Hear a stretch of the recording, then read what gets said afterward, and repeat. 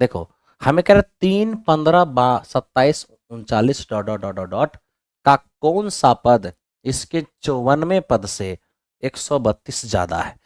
यानी हमें यह कह रहा है कि 54वें पद में अगर हम 132 जोड़ देंगे तो कौन सा पद आएगा। एक एपी दिया है 3, 15, 27 और 39 डॉट डॉट डॉट। हमें कहा कि इस एपी का कौन सा पद 54वें पद से 132 ज्यादा है। यानी 54वें पद में 132 जोड़ देंगे तो कौन सा पद आएगा। अब आप ही बताइए मेरे दोस्त। आप यहां देखो, एक पद आगे बढ़ना है तो 12 जोड़ना है, एक पद आगे बढ़ना है तो 12 जोड़ना है, एक पद आगे बढ़ना है तो 12 जोड़ना है। यानी हम ये समझ गए कि 12 अगर बढ़ते हैं तो एक पद बढ़ते हैं, 12 बढ़ने से अगर एक पद बढ़ते हैं तो 132 अगर बढ़ेंगे तो 11 पद बढ़ेंगे। और 11 पद बढ़ने का मतलब ये हुआ कि 54वें पद में 11 पद जोड़ देंगे तो मेरे मित्र ये मेरा 65वां पद हो जाएगा। ये मेरा हो गया 65वां पद।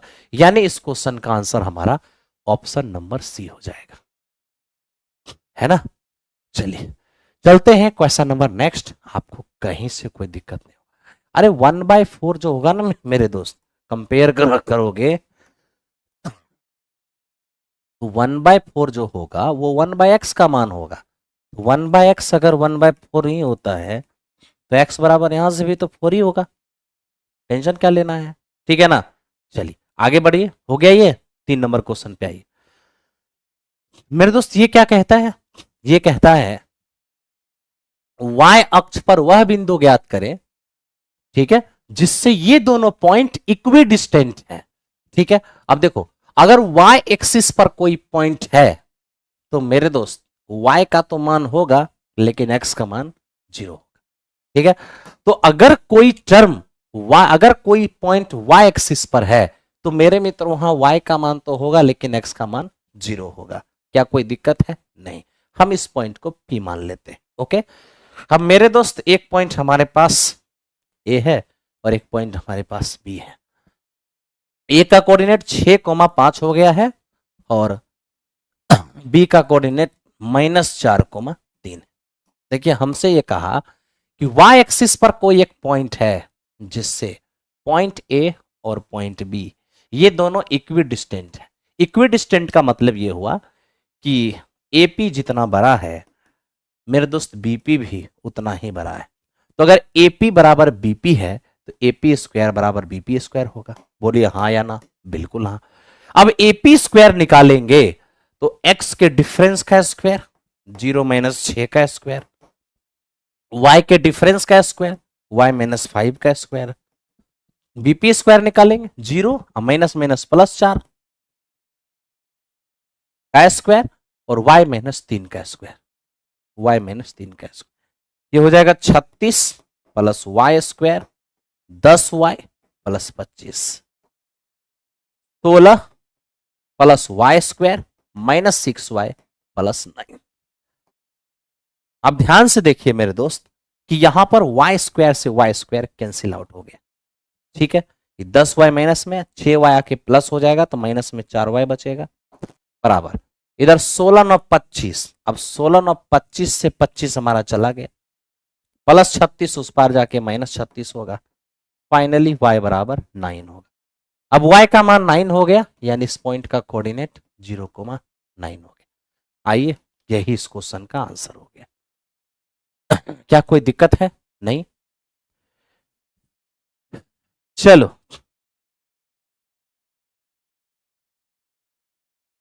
हो गया मेरे दोस्त। ये सभी set platform by Naveen Kumar Singh application पर टेस्ट के रूप में मिलेगा। वहां आप टेस्ट दीजिएगा और उसका डिस्कशन आप यूट्यूब चैनल पर देखिएगा। ठीक है, हो गया 3 नंबर क्वेश्चन। आइए 4 नंबर की ओर चलते हैं। एकदम मेरे दोस्त बिल्कुल लाइक का बटन प्रेस करना है, तभी डिस्कशन देखना है, तभी जाकर मजा आएगा, है ना। मुझे भी और आपको भी, है ना। आइए इस क्वेश्चन को देखते हैं। 4 नंबर क्वेश्चन हमें कह रहा है सड़क पर लगा एक बिजली का बल्ब एक खंभे पर, सड़क पर लगा एक बिजली का बल्ब एक खंभे पर सड़क के स्तर से 6 मीटर ऊपर लगाया गया। कहता है कि 1.5 मीटर लंबाई की एक महिला जिसकी छाया 3 मीटर लंबी है, तो ज्ञात करें कि वह महिला खंभे के आधार से कितनी दूरी पर है। देखिए दोस्त, सबसे पहले तो मैं आपको यही कहूंगा कि यह है एक खंभा, ठीक है, जिसमें मेरे दोस्त यहां पर बल्ब लगा हुआ है, ठीक है। खंभे की आधार से कुछ दूरी पर एक महिला खड़ी है, एक महिला, ठीक है। महिला का जो मेरे दोस्त हाइट है 1.5 है और इस बल्ब का हाइट धरती से 6 मीटर की है, ओके। और साथ ही साथ हमें क्या कहा कि 1.5 मीटर लंबाई वाली एक महिला की छाया 3 मीटर है। महिला 1.5 मीटर है, इसकी जो छाया है, इसकी जो छाया की लंबाई है, ये मेरे दोस्त हमारा क्या है, 3 मीटर है, ठीक है। आप इसको मेरे मित्र यहां से मिला दीजिए, मिला दी, आप कहेंगे हाँ सर। अब आप ध्यान दीजिए, ये हमारा 90 है, ये भी 90 है, ये हमारा क्या है, थीटा है, ठीक है भाई। अब आप देखो, एक त्रिभुज के दो कोण दूसरे के दो कोण के बराबर, तो तीसरा का एंगल क्या होगा, अपने आप बराबर हो जाएगा, हाँ या ना, आप कहोगे हाँ सर। हमसे कहा महिला खंबे से कितना आगे खड़ी है, इसको x मान लेते हैं, तब तो ये पूरा का पूरा क्या होगा, x प्लस 3 हो जाएगा, ठीक है। अब देखो, इसके 3 कोण इसके 3 कोण के बराबर है, दोनों त्रिभुज सिमिलर हो गया। जब त्रिभुज सिमिलर होते हैं, संगत भुजा का अनुपात एक समान होता है। सिंपल सा चीज आप यहां से भी देख सकते हो या बैठा भी सकते हो, क्या, इसके सामने छोटा में 1.5, इसके सामने बड़ा में 6, इसके सामने छोटा में 3 मीटर और इसके सामने बड़ा में x प्लस 3 मीटर, डेसिमल हटाएंगे 0। अब देखिए दोस्त मेरे यहां से, अब 15 चौका 60 हो जाएगा, x प्लस 3 और बराबर 4 तिया 12, x का मान कितना होगा, 9, तो ये निकल गया 9। ये इस क्वेश्चन का आंसर हो गया 9 मीटर, ठीक है। चलिए, गर्म पानी आ गया है, गर्म पानी पीना बहुत जरूरी था। आगे बढ़े, ठीक है, बढ़ो। अब मेरे दोस्त इसको देखो, ऐसे तो जानते हो शॉर्टकट आप बना सकते थे, आपको शॉर्टकट कैसे बना सकते थे, देखो दोनों समकोण है, इसके सामने इसमें 1.5 है, इसके सामने इसमें 6 है, डायरेक्ट देखो कितना गुना है, 4 गुना, तो मेरे मित्र ये भी क्या हो जाएगा, ये भी डायरेक्ट हो जाएगा 4 गुना, यानी छोटा वाला का 4 गुना बड़ा वाला हो जाएगा, 3 चौके कितना 12। अब x प्लस 3 बराबर 12 हो जाएगा तो सीधे x का मान 9 हो जाएगा। आप डायरेक्ट इस चीज को भी कर सकते हो, कहीं से कोई दिक्कत नहीं है, ठीक है। चलिए, नमस्ते सर, मध्य प्रदेश की धरती भोपाल सिटी से स्वागत है पटना की धरती से, मैं Amarjeet Kumar Anand, platform by Naveen Kumar Singh private limited में नवीन कुमार सिंह यूट्यूब चैनल से आपका वेलकम करता हूं। चलिए ध्यान दीजिए, एक समबाहु त्रिभुज 6 सेमी त्रिज्या के वृत्त के अंतर्निहित है, तो इसकी भुजा की लंबाई क्या होगा। अब देखो मेरे दोस्त, 6 सेमी एक समबाहु त्रिभुज जो है ना, जैसे एक ये हमारे पास एक सर्कल है, सर्कल के अंदर एक समबाहु त्रिभुज बना हुआ है इस तरीके से, ठीक है। और इस समबाहु त्रिभुज की भुजा कितनी है, 6 से, सॉरी 6 सेमी भुजा नहीं है, 6 सेमी त्रिज्या है, यानी कि बाहर से जाने वाले वृत्त की त्रिज्या 6 सेमी।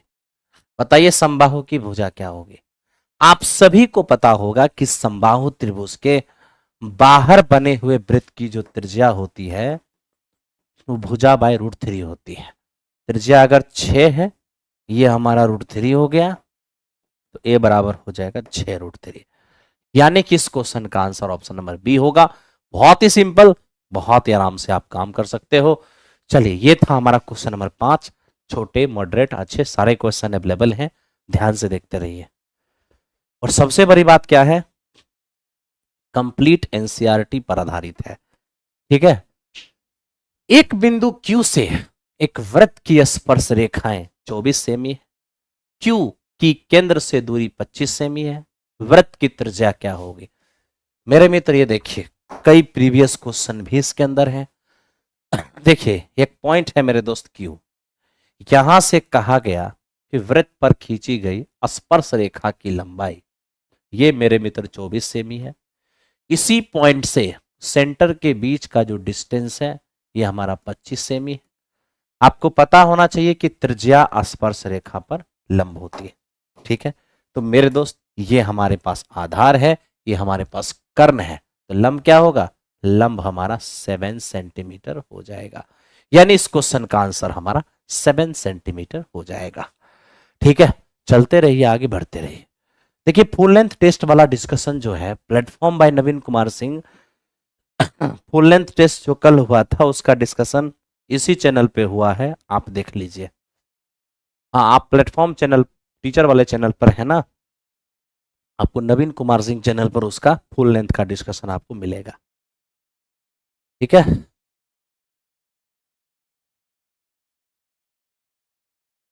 अब देखो मेरे दोस्त, इसको ये क्या है, ये हमें कहता है cos बाय 1 माइनस साइन और cos बाय 1 प्लस साइन बराबर 4।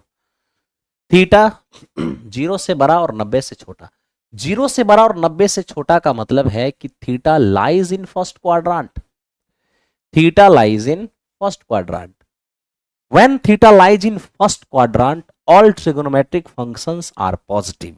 ओके, अब ध्यान दो, मुझे कह रहा है कि थीटा का मान फाइंड करें। कैसे थीटा का मान फाइंड करेंगे? मेरे मित्र आप cos थीटा कॉमन कर लें। cos थीटा जब आप कॉमन करेंगे 1 by 1 minus sine theta plus ये क्या हो जाएगा? 1 बाय 1 प्लस साइन थीटा। ठीक है, और बराबर कितने? 4। ओके, अब यहां से मेरे दोस्त हम देख पाएंगे cos theta as it is रहेगा, या एलसीएम लेंगे a plus b into a minus b, a square minus b square और 1 माइनस साइन स्क्वायर, डायरेक्ट हम लिख सकते हैं cos स्क्वायर। क्या मैंने किया? a minus b into a plus b, a square minus b square, 1 minus sine square हो जाएगा cos स्क्वायर। ये चीज यहां पे आएंगे 1 प्लस साइन हो जाएंगे, प्लस ये चीज यहां पे आएंगे 1 माइनस साइन हो जाएंगे, और बराबर कितने? 4। अब मेरे दोस्त यहां पे देखिए, ये साइन से साइन हमारा कैंसिल आउट हो गया है, कॉस से हमारा एक कॉस भी हो गया है। अब ऊपर 2 और नीचे हमारा कॉस है, बराबर हो जाएगा 4। यहां से ये कैंसिल आउट हो गया 2 बार में, और 1 बाय कॉस हमारा सेक हो जाएगा। सेक में 2 है जो है ना, वो 60 डिग्री का मान है। अब सेक थीटा बराबर सेक 60, तो थीटा बराबर 60 डिग्री हो जाएगा। वेरी सिंपल, आपका आंसर हो जाएगा। ठीक है, बिल्कुल लाइक का बटन प्रेस करते हुए और मेरे दोस्त चलते रहो। ओके, बढ़ते हैं नेक्स्ट क्वेश्चन पे। अब मेरे दोस्त इसको देखो, क्या शानदार सवाल है। सवाल कहता है कि एक टीले पर 11 मीटर ऊंचा एक दंड रखा हुआ है। भूमि के किसी बिंदु P से दंड के आधार का उन्नयन कोण अल्फा और P से 29 मीटर टीले की ओर बढ़ने पर दंड का उन्नयन कोण 90 माइनस अल्फा। तो टीले की ऊंचाई तथा P से टीले के आधार की दूरी ज्ञात करें। मित्र मेरे, मैं आपसे एक सवाल पूछता हूं, क्या पहले तो आप मुझे ये बताइए, ये है एक टीला, ये एक टीला है, हमसे कहा कि इस टीला के टॉप पर 11 मीटर ऊंचा एक दंड रखा हुआ है। इस टीला के टॉप पर एक दंड है, ठीक है। कहा इस टीले से कुछ दूरी पर एक पॉइंट है P, जिस पॉइंट पर दंड के जर का उन्नयन कोण अल्फा है। और ध्यान देना, क्या बोला? एक टीला है जिस पर 11 मीटर ऊंचा एक दंड है, टीला के आधार से कुछ दूरी पर एक पॉइंट P, जिस पॉइंट पर टीले के जर का उन्नयन कोण अल्फा है। अब हमें कहा कि इस पॉइंट से आप टीला की ओर 29 मीटर चल के आइए, तो आपको एक नया पॉइंट मिलेगा, जिस पर दंड के शिखर का जो उन्नयन कोण है, ये मेरे दोस्त, ये हमारा 90 माइनस अल्फा है।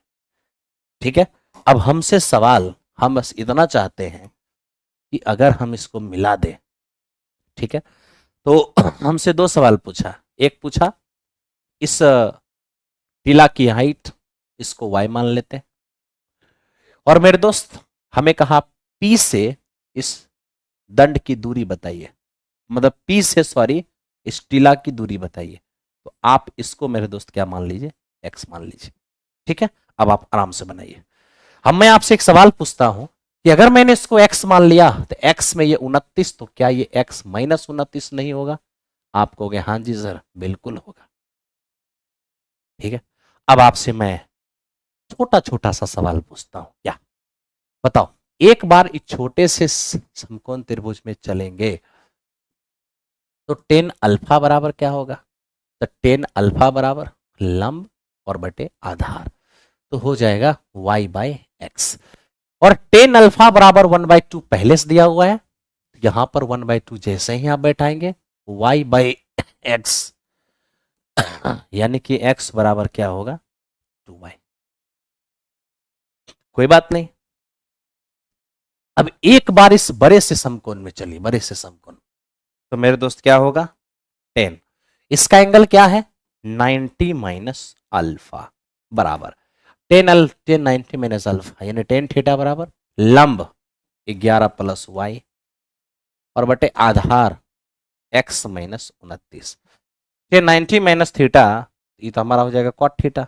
10 90 माइनस थीटा क्या होगा कॉट थीटा हो जाएगा, ठीक है। 10 90 माइनस थीटा कॉट थीटा हो जाएगा।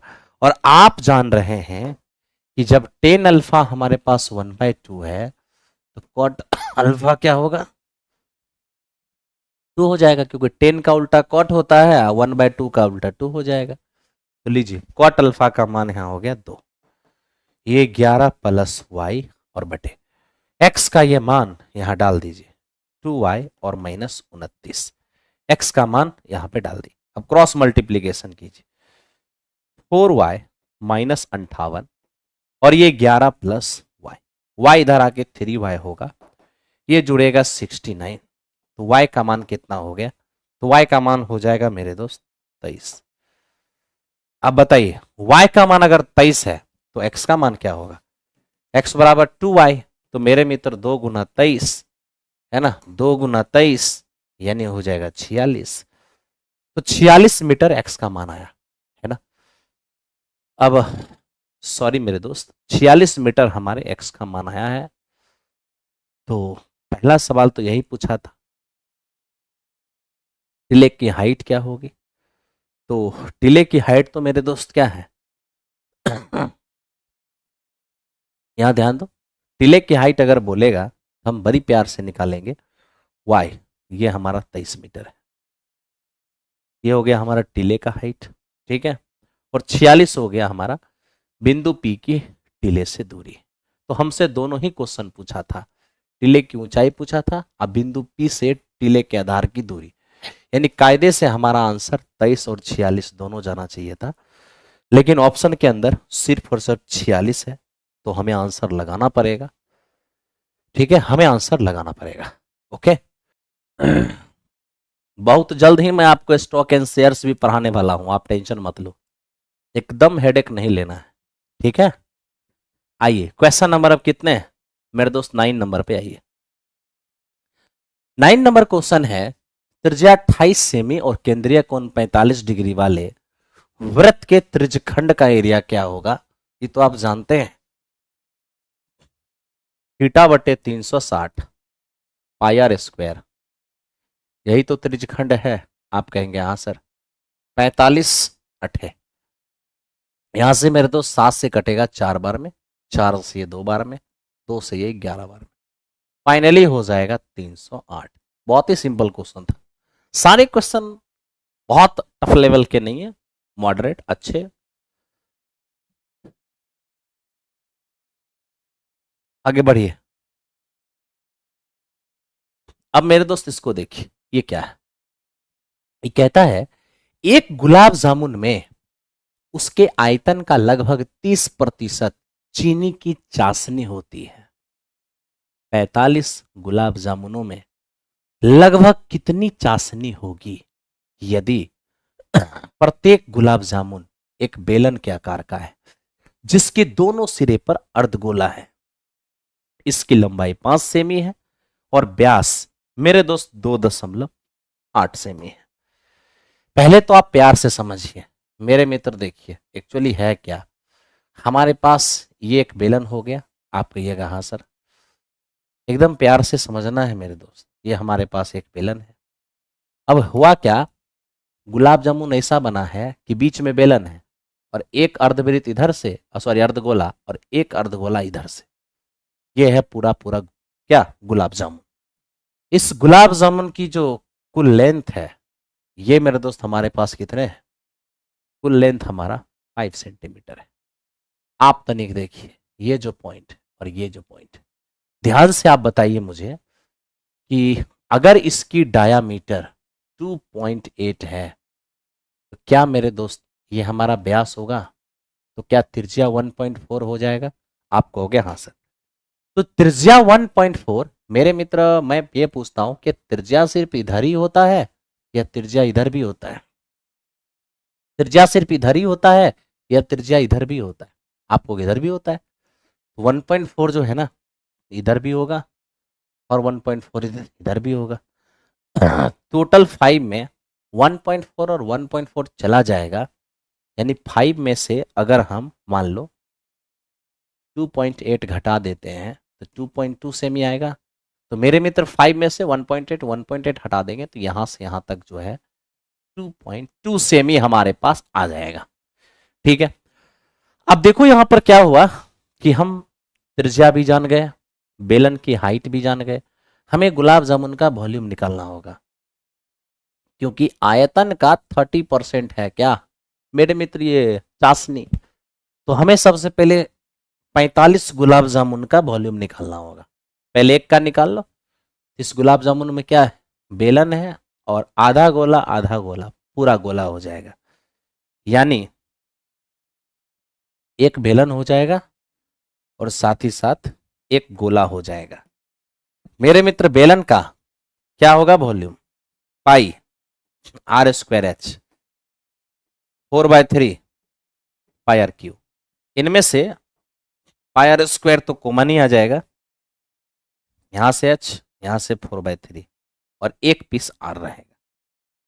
मित्र मेरे पाई का मान कुछ बोला नहीं है तो 22/7, 1.4 का स्क्वायर करोगे 1.96 होगा। h हमारे पास 2.2 है, 4/3 ये 1.4 है। जानते हो दोस्त इसको कैलकुलेशन ही करना पड़ता है, दूसरा कोई उपाय नहीं है। ठीक है, तो ये जो वॉल्यूम है ना ये एक गुलाब जामुन का है। ऐसा ऐसा 45 गुलाब जामुन है तो 45 से गुना करना होगा और 45 से गुना करने के बाद जब इसे सॉल्व करेंगे तो ये आपको 25.05 नजर आएगा। इतना सेमी क्यों, ठीक है 25.05 नजर आएगा, इतना सेमी क्यों। ठीक है, सॉरी एक मिनट मेरे दोस्त ठहरो, इसको आप मेरे दोस्त कैलकुलेट करना है। ठीक है, अब इसको अंदाजे आंसर थोड़े लिख देंगे, इसको कैलकुलेट करना है और कैलकुलेट करके जो भी आएगा उसका 30% कैलकुलेट करना है। ठीक है, तो यहां से जो आपका वॉल्यूम आएगा आप उसका मेरे दोस्त क्या करिएगा 30% कैलकुलेट करिएगा और यहां जब आप सॉल्व करेंगे तो लगभग आपको 338.18 सेमी क्यूब दिखेगा। मेरे दोस्त मुझे कहना आपसे यह है कि कुछ क्वेश्चन कैलकुलेटिव होते हैं और ऐसे सवाल को एग्जामिनेशन में सबसे अंत में छेड़ना है। ठीक है, सबसे लास्ट में बनाना है। ये SCRT क्लास 10वीं का सवाल है। ठीक है, ये SCRT क्लास 10वीं का सवाल है, इसलिए आप लोग मेरे दोस्त एग्जामिनेशन में कभी कभी कुछ क्वेश्चन को छोड़ना भी स्मार्टनेस होता है। जैसे कि ये जो क्वेश्चन है इसको छोड़ना नहीं है, इसको लास्ट में ट्राई करना है क्योंकि ये आपके लिए थोड़ी कैलकुलेटिव है ना। और कैलकुलेशन मेरे दोस्त करना होगा, वक्त बचेगा लास्ट में कैलकुलेशन करेंगे, नहीं बचेगा छोड़ देंगे। ठीक है, चलिए आगे बढ़ते हैं क्वेश्चन नंबर नेक्स्ट। अब मेरे दोस्त यहां देखो ये क्या है कितने 84 रुपए प्रति दर्जन की दर से केक बेचने पर एक बेकर 12% का लाभ कमाता है। अगर 20% का लाभ कमाना चाहता है तो कितना में बेचना होगा? देखो 12% के लाभ का मतलब होता है 112%। 112% पर जब बेच रहा है तो 84 में बेच रहा है। अब वो 20% का लाभ चाहता है, यानी 120% में बेचना चाहता है, कितना में बेचेगा? तो 84/112 और इंटू 120 कैलकुलेट करिए। 14×6 14×8, 8 से कटेगा 15 बार में, और 15×6 कितने हो जाएंगे? 90। यानी इस क्वेश्चन का, ठीक है, विक्रय मूल्य हमें 90 अभी आया है। तो ये जो विक्रय मूल्य 90 है ना, ये मेरे मित्र टोटल है। और टोटल हम बेच कितना रहे? प्रति दर्जन। हमें मूल्य क्या पूछा है? प्रत्येक केक का। प्रति दर्जन मतलब 12, तो ये प्राइस है 12 पीस का, ये प्राइस है 12 पीस का, तो 12 से भाग दे देंगे, 7.5 नजर आएगा। ये इस क्वेश्चन का आंसर हो जाएगा 7.5 रुपए पीस। ठीक है, 7.5 रुपए पीस।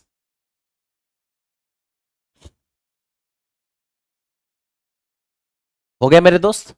आओ क्वेश्चन नंबर नेक्स्ट। इसको देखो, ये क्या है दोस्ती? हमसे कहता है कि 12% वार्षिक दर से 1 लाख रुपए की राशि पर 18 महीने के चक्रवृद्धि ब्याज और साधारण ब्याज का मेरे दोस्त क्या अंतर होगा यदि ब्याज अर्धवार्षिक संयोजित हो रही है? सबसे पहली बात, अगर ब्याज हाफ ईयरली संयोजित हो रही है तब तो आपका जो रेट है मेरे दोस्त, वो जो 12% रेट है ना, ये वार्षिक रेट है। वार्षिक रेट का मतलब हुआ 12 महीना, तो 12 महीने का जो रेट है वो 12% है। तो बताइए 6 महीने का रेट क्या होगा?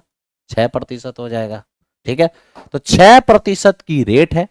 दूसरी बात, 18 महीने, 18 महीने में मेरे दोस्त कितने छमाही हो जाएंगे? 3 छमाही होगा, यानी 3 संयोजन होगा। मेरे दोस्त मुझे इस बात से कोई फर्क नहीं पड़ता कि तिमाही संयोजन है कि छमाही संयोजन है, मुझे बस इस बात से मतलब है कि संयोजन कितनी बार होगा। तो 18 महीने में 3 छमाही है तो 3 बार संयोजन होगा, 3 बार संयोजन को 3 साल की तरह काम करेंगे। अब देखिए 3 बार संयोजन का जो सीआई होता है, यानी 3 साल का जो सीआई है, उसी को 3 बार 3 छमाही के लिए भी यूज करेंगे। सीआई मेरे दोस्त है 3a पॉइंट, पहला 2 स्थान के लिए 3a² और अगला 2 स्थान के लिए 1 क्यूब, इतना प्रतिशत। जब रेट इस तरह का होगा, है ना, ये ए रेट के लिए है, रेट ए के लिए सीआई हुआ 3 संयोजन के लिए। अब 3 संयोजन के लिए साधारण ब्याज निकालेंगे तो ए साधारण ब्याज तो 3a ही हो जाएगा। आप कहिएगा बिल्कुल। आपको यदि अंतर लेना है तो मेरे दोस्त आप ध्यान रखना, यहां सीआई एसआई का जो अंतर होगा इनमें से ये जाएगा तो 0, पहला 2 स्थान के लिए 3a² और अगला 2 स्थान के लिए 1 क्यूब। 3 साल के सीआई एसआई का यही अंतर यूज करना जब रेट इस प्रकार से खतरनाक हो। ठीक है, ओके, तो चलो रखते हैं। अब 6 का क्यूब 216, 2 स्थान पे लिखते हैं, 16 लिखो, कैरी 2 रखो। 6 का स्क्वायर 36 दिया 108 और 2 110, 2 स्थान पे लिखोगे 110 में 10 लिखाएगा और 1 मेरे दोस्त इधर आ जाएगा। ठीक है, तो ये हो गया हमारा पहला 2 स्थान, अगला 2 स्थान। क्या किया मैंने क्या किया एक बार और देखिए। 6 का क्यूब 216, 2 ही स्थान पे लिखना था, 2 कैरी रह गया।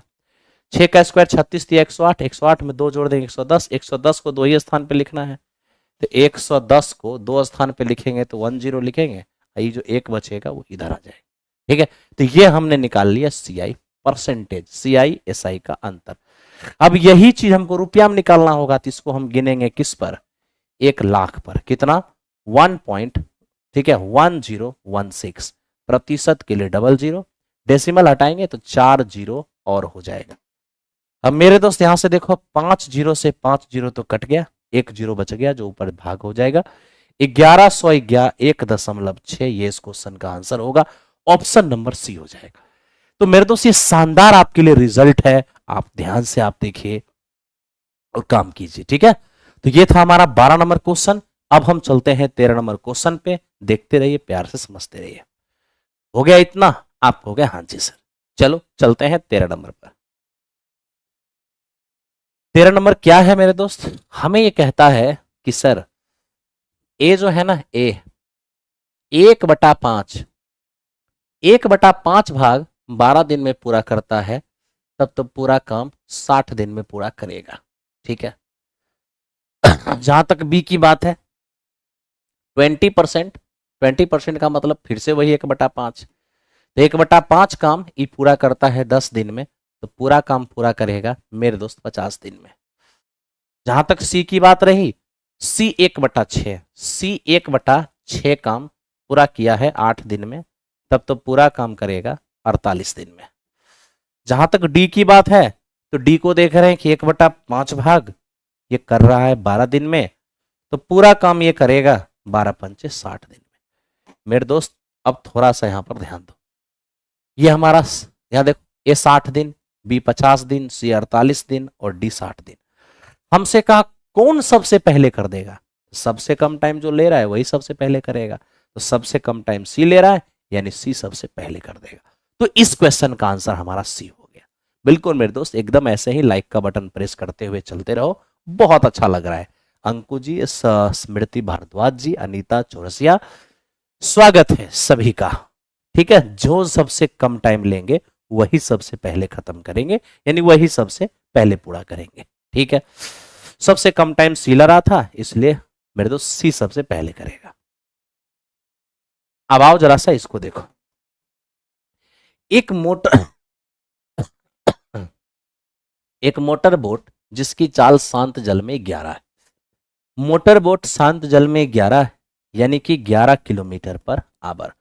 हमें कहा कि धारा की दिशा में, धारा की दिशा का मतलब बोट और प्लस स्ट्रीम, धारा की दिशा में 28 किलोमीटर की दूरी, कितना, 2 घंटा 20 मिनट, तो 2 घंटा पूरा पूरा, 20 मिनट को घंटा में बदल दीजिए, 1/3 हो जाएगा, तो हो जाएगा इस 7/3 आवर। यानी मेरे मित्र ये 28 किलोमीटर की दूरी 7/3 घंटा में, 7 से काटेंगे 4 और 3 जाके गुना हो जाएगा 12, यानी 12 किलोमीटर पर आवर। अब आप ही सोच लीजिए कि नाव प्लस धारा है 12, जिसमें नाव की स्पीड है हमारा 11 किलोमीटर पर आवर, तो धारा क्या हो जाएगा, 12 में 11 जाएगा, 1 किलोमीटर पर आवर हो जाएगा। यही हो गया हमारी धारा का स्पीड 1 किलोमीटर पर आवर। इस क्वेश्चन का आंसर, वेरी सिंपल क्वेश्चन। ठीक है जी, आओ, बहुत बहुत बढ़िया मेरे दोस्त। इस प्यार और इस स्नेह के लिए हाथ जोड़कर आप सभी का वेलकम करता हूं, आप सभी को प्रणिपात करता हूं। आप ऐसे ही प्यार बने रहिए, प्यार बनाए रखिए, और मैं भी एक से एक तरीका आपको दिखाता रहूंगा। चलिए क्वेश्चन नंबर नेक्स्ट। अब आप इसको थोड़ा देखिए, क्या एक छात्र, एक कक्षा में छात्रों द्वारा प्राप्त अंक 4, 6, 5, दस बहुत कुछ है। हमें कह दिया कि बहुलक बताइए, क्या है मॉड, किसी अनुसंधान में जो चरमान सबसे ज्यादा बार आएगा वही बहुलक होगा। ठीक है मेरे दोस्त, तो हम यहां पर देख रहे हैं मुख्य रूप से 4, 5, 6, 7, 8, 9, 10, बस इतना ही है। ठीक है, 4, 5, 6, 7, 8, 9, 10। जब गिनने में परेशानी हो जाए तो मेरे मित्र इस तरीके से आप चरमान को जल्दी से लिख लीजिए। ठीक है, चरमान को जल्दी से, अब बारी बारी से देखिए। 4 कितनी बार है, 1, 2, बस 4 है 2 बार, ये फ्रीक्वेंसी हो जाएगा। 5 कितनी बार है, 1, 2, बस 5 है अपना 2 बार। 6 कितनी बार है, 1, 2, बस 2 ही बार है। 7 कितनी बार है, 1, 2, 3, 4, हो गया। ये मेरे दोस्त 4 बार है। अब गिनने की जरूरत ही नहीं है, क्योंकि 8 हमें 3 बार दिख रहा है, 9 हमें 2 बार दिख रहा है, और 10 हमें 1 ही बार दिख रहा है। तो सबसे ज्यादा बार कौन सा चरमान आया है, 7। चरमान 7 की फ्रीक्वेंसी मैक्सिमम है, इसीलिए हमारा बहुलक कौन होगा, 7 हो जाएगा। जिस चरमान की फ्रीक्वेंसी मैक्सिमम होगा वो हमारा बहुलक होगा। ठीक है, चलिए आगे बढ़ते हैं। क्वेश्चन नंबर, राणा प्रताप मेरे दोस्त, दिल की गहराइयों में जो मोहब्बत बनाए रखे हो, बस यही बनाए रखना। ठीक है, आओ देखो, एक समचतुर्भुज का क्षेत्रफल 48 सेमी स्क्वायर है, एक विकर्ण 12√2 है, तो प्रत्येक भुजा क्या होगी? मैं आपको एक चीज बताता हूं, क्या समचतुर्भुज का क्षेत्रफल 1/2 D1 इंटू D2 बराबर है 48। आप थोड़ा ध्यान दीजिए, ये 12 से 12×8 = 96, ठीक है मेरे दोस्त। ये हमारा रूट 2 इंटू D2 बराबर, ये गुना हो जाएगा 16 हो जाएगा, तो D2 बराबर जब आप √2 से इसको काटेंगे तो 8√2 हो जाएगा। ठीक है, आप कहेंगे हाँ जी सर। आप सभी लोगों को यह पता होगा कि अगर मेरे दोस्त हमने, ध्यान दो मेरी बात को, अगर हमने एक समचतुर्भुज बनाया, ठीक है, जिसका ये दोनों डायगोनल है, आप कहोगे हाँ सर, समचतुर्भुज के डायगोनल एक दूसरे को लंबवत समद्विभाजित करते हैं, लंबवत समद्विभाजित करते हैं। यानी एक डायगोनल 12√2 है तो हमारा 6√2 और 6√2 हो जाएगा। एक हमारा 8√2 है तो वो हमारा 4√2 और मेरे मित्र 4√2 हो जाएगा। मेरा कहना यह है कि मुझे समचतुर्भुज की भुजा चाहिए। 90 डिग्री के सामने ये तो कर्ण ही होता है ना। आइए कर्ण का मान निकालते हैं। कर्ण बराबर क्या होगा?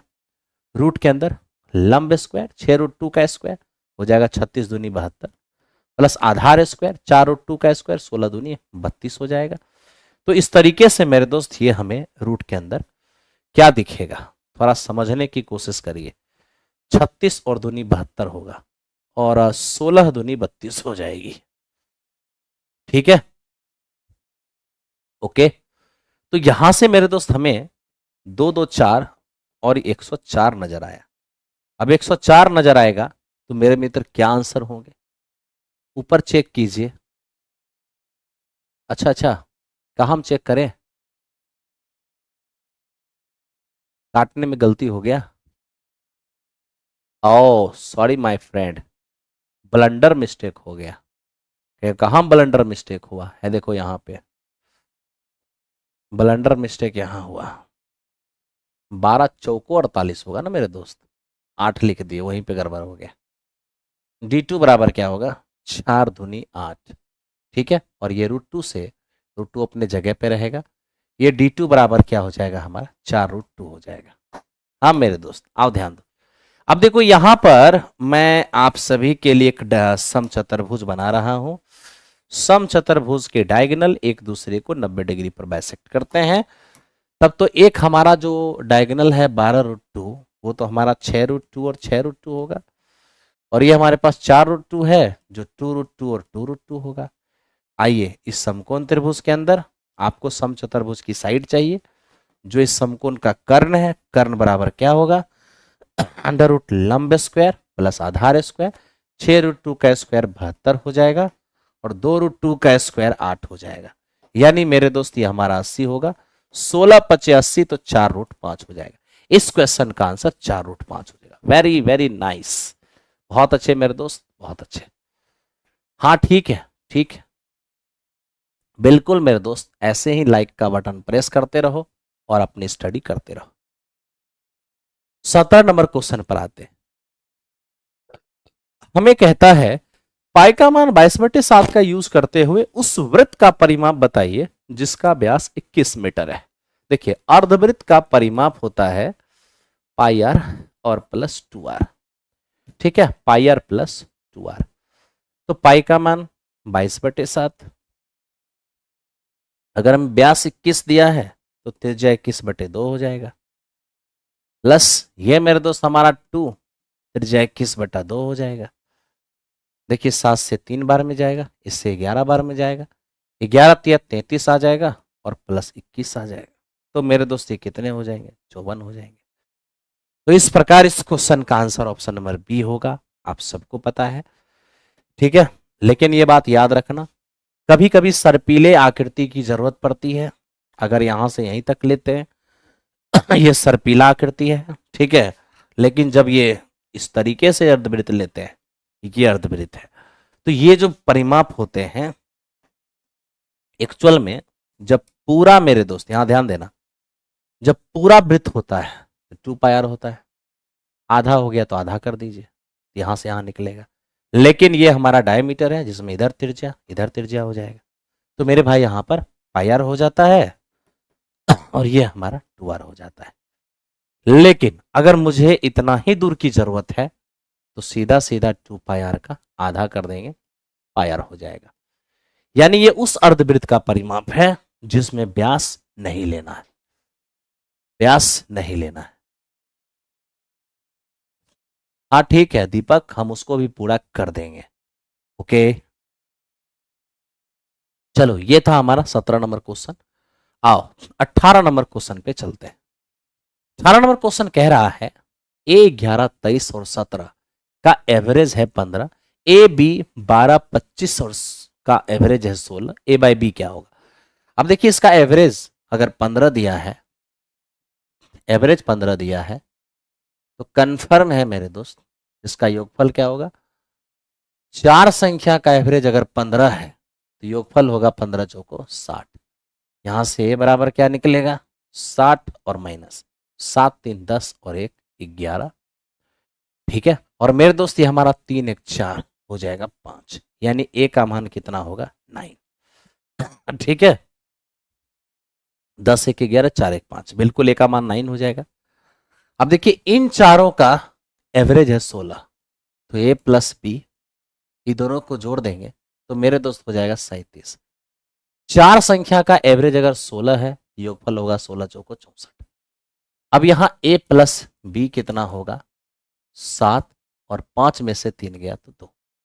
आप देखिए मेरे दोस्त a का मान हमारा है कितना 9। अगर a का मान 9 निकला है, पक्का देखो 27 में 9 जाएगा तो b का मान 18 होगा।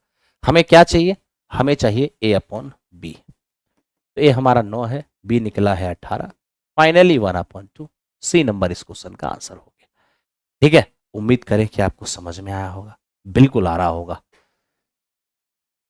कोटा का ऐड क्यों आ रहा है, क्या बोले मेरे दोस्त, सब लोग इसी चैनल को टारगेट करता है, अपना चैनल से किसी का बैच बनता नहीं है, तो वो प्लेटफॉर्म बाय नवीन कुमार सिंह, मतलब नवीन कुमार सिंह चैनल को ही टारगेट करता है ना, इसी पे अपना ऐड लगाएगा, अपना पर भरोसा तो है नहीं।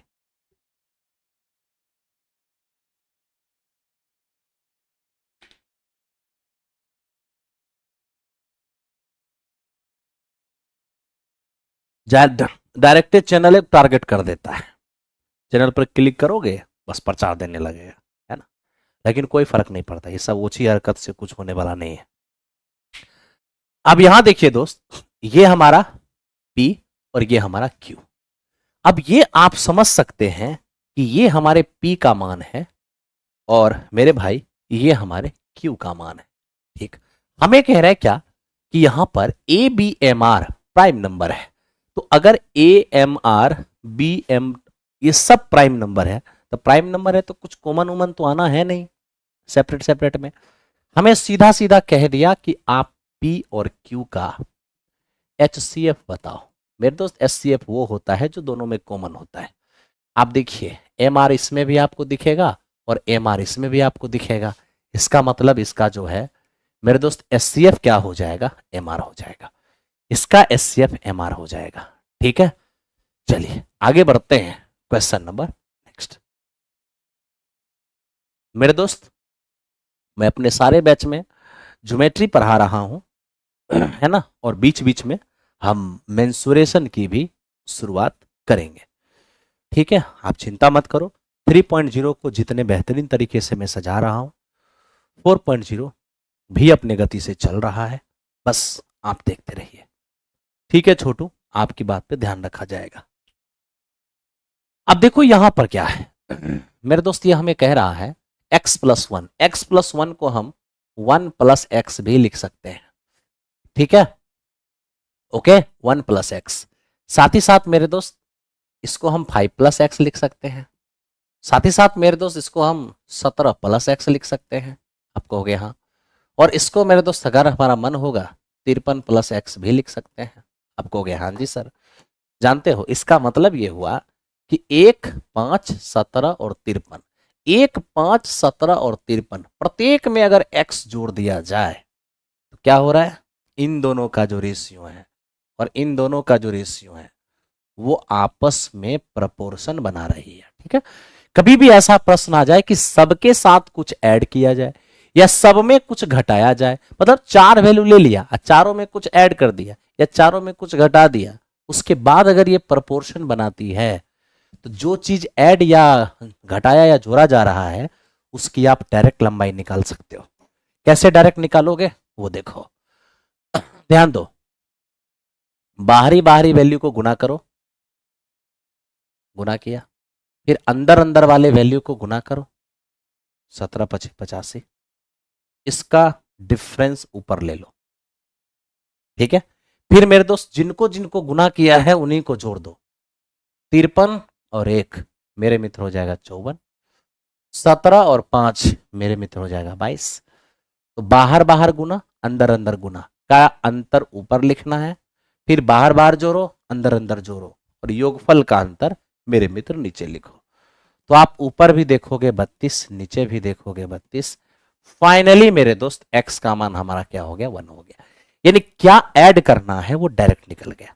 ठीक है मेरे भाई, अब मुझे क्या बोला है, मुझे कहा गया है कि x + 5 और 9x - 1 का मीन प्रपोर्शन, x का मान 1 डालिएगा ये 6 हो जाएगा, 1 डालिएगा ये 8 हो जाएगा। मीन प्रपोर्शन चाहिए मध्य अनुपात क्या होता है, दोनों को गुना करके वर्गमूल, तब तो हो जाएगा रूट के अंदर कितना, 6 × 48, 16 × 48 यानी कि 4√3। ऑप्शन नंबर ए इस क्वेश्चन का आंसर होगा। It's a very very important question, very nice. आगे बढ़े,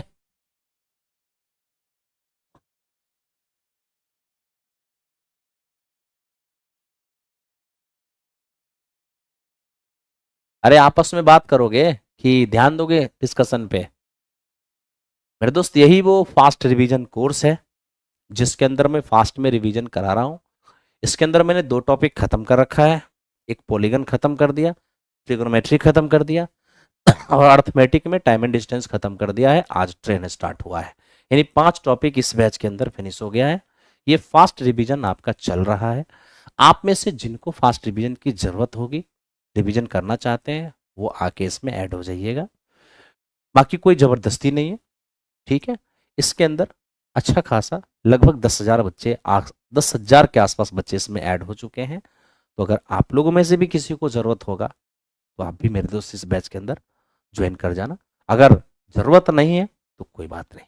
ठीक है, चलिए आगे बढ़ते हैं। अब थोड़ा इसको देखो मेरे दोस्त, ये क्या है, ये it's a most important question. क्या है ये, एक सिक्के को 5 बार उछाला जाता है, विषम उछाल में पट आने की प्रोबेबिलिटी क्या होगा। देखिए, एक सिक्के को 5 बार उछाला जाएगा, ठीक है, और विषम उछाल में पट आने की प्रोबेबिलिटी क्या होगा। तो मेरा एक सवाल है, 5 बार उछालेंगे तो उसमें विषम उछाल कौन कौन सा होगा। पहला उछाल विषम होगा, तीसरा उछाल विषम हो जाएगा और पांचवा उछाल विषम हो जाएगा। ठीक है, पांचवा उछाल हमारा विषम हो जाएगा। ओके, पहला उछाल विषम होगा, तीसरा उछाल विषम होगा और पांचवा उछाल विषम होगा। हमें कहा कि विषम उछाल में पट आने की प्रोबेबिलिटी क्या होगा। अब आप सोचिए, आपको कितने सिक्के उछालने हैं या सिक्के को कितनी बार उछालना है, 5 बार उछालना है। एन का मान कितना हो गया आपका, 5 हो गया। जब आप एक सिक्का उछालते हैं तो हेड या टेल इन्हीं में से कुछ आता है। आप कहोगे हाँ सर, आप टेल की बात कर रहे हैं, है ना भाई, आप तो टेल की ही बात कर रहे हैं ना। तो अगर आप टेल की बात कर रहे हैं कि विषम उछाल में टेल आने की प्रोबेबिलिटी, एक सिक्का, बहुत इंपॉर्टेंट क्वेश्चन है, ढंग से देखना, कुछ आपको समझ में नहीं आएगा ढंग से नहीं देखोगे तो। एक सिक्का उछाला, या तो हेड आएगी या तो टेल आएगी।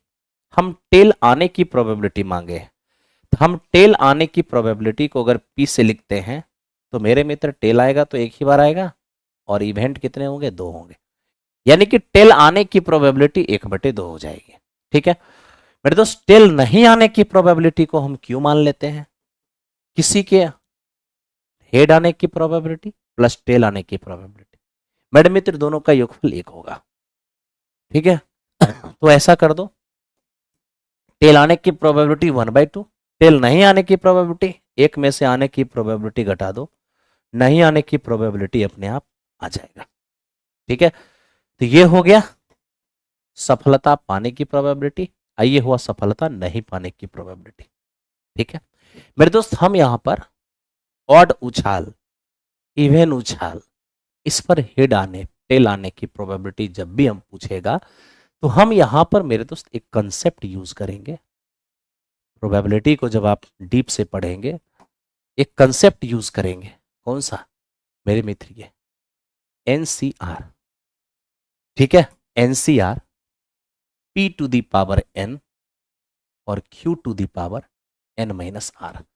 हम इस कंसेप्ट का यूज करके और बहुत अच्छे से, ठीक है, जिस जिस इवेंट, जिस जिस उछाल पर ऑड आ रहा है उन तमाम वैल्यू के लिए प्रोबेबिलिटी अलग अलग फाइंड कर लेंगे, है ना। तो मेरे दोस्त मैं ये कह रहा हूं कि विषम उछाल पर टेल आने की प्रोबेबिलिटी पूछा है, तो विषम उछाल पहला होगा या मेरे मित्र तीसरा होगा या मेरे मित्र पांचवा होगा। तो आपको क्या करना है, एक बार, ठीक है, एक बार r बराबर 1 पे काम कर लेना है, एक बार r बराबर 3 पे काम कर लेना है और एक बार r बराबर 5। इन तीनों ही स्थिति में आपको प्रोबेबिलिटी फाइंड कर लेना है। ठीक है मेरे दोस्त, ये जो हमारा है ना, ये जो अभी तुम काम कर रहे हो, ये प्रोबेबिलिटी r के लिए है ना, ये प्रोबेबिलिटी r के लिए। ठीक है भाई, अब किस r के लिए, जैसे ऑड में उछाल पर हमें टेल चाहिए, इवन में उछाल पर हमें हेड चाहिए, मतलब कुछ इस तरह के जब अभी आपके सामने क्वेश्चन आएंगे तो आप मेरे दोस्त, आपके पास जिस जिस उछाल पे वो आ रहा है जो आप चाह रहे हो उस उछाल पे आप प्रोबेबिलिटी अलग अलग फाइंड कर लेना। आज अगर हम प्रोबेबिलिटी r बराबर 1 पर फाइंड करेंगे, यानी पहले उछाल में टेल आने की प्रोबेबिलिटी, आराम से हम इसका इस्तेमाल करेंगे। n का मान हमारा 5 है, 5c1, ये हमारा हो जाएगा मेरे दोस्त p, p के जगह पर क्या, यहां ध्यान दो, ओह एक मिनट एक मिनट एक मिनट, कंसेप्ट गड़बड़ हो जाएगा। ये मेरे दोस्त p to the power r है, p to the power r है और q to the power n-r। ठीक है, अब ध्यान दो यहां पर, ये हमारे पास p का मान 1/2 है, r का मान है कितना यहां पर 1, और ये मेरे दोस्त यहां पर क्या हो जाएगा 4 5। एक मिनट रुको, कौन सा क्वेश्चन है भाई, क्वेश्चन नंबर, और ठीक, ठीक है मेरे दोस्त, मैं क्वेश्चन चेक कर रहा था कि थोड़ा सा भी मिस्टेक ना हो, इस कंसेप्ट में थोड़ी सी मिस्टेक हो रही थी, बट नो प्रॉब्लम, आपको कॉन्फिडेंस में रहना है मेरे दोस्त, कॉन्फिडेंस लूज नहीं करना है। ठीक है, कॉन्फिडेंस में रहना है। लो, हमारा जो मेरे दोस्त कंसेप्ट कहता है प्रोबेबिलिटी, ठीक है, r बराबर, एकदम अच्छे से मेरे दोस्त इसको देख लो, NCR, ठीक है, p to the power n और q to the power n-r। हमने बिल्कुल सही कंसेप्ट लिखा था, ये इसी का मेरे दोस्त हम लोग यूज करेंगे। तो चलिए r बराबर 1 के लिए, पहली उछाल के लिए हम काम करते हैं, n का मान 5 है और r का मान हमारा 1 हो जाएगा, p टू दी पावर, तो p का मान हमारा 1/2 है, ये सफलता पाने की मेरे दोस्त, और n हमारा 5 है क्योंकि 5 बार उछाल रहे हैं, और इंटू q का मान भी 1/2 है, n-r। तो मेरे दोस्त n- अगर आप r करने जाओगे तो क्या हो जाएगा आपका, n-r करने जाओगे तो हमारे पास n, हमारे पास मेरे दोस्त 5 है,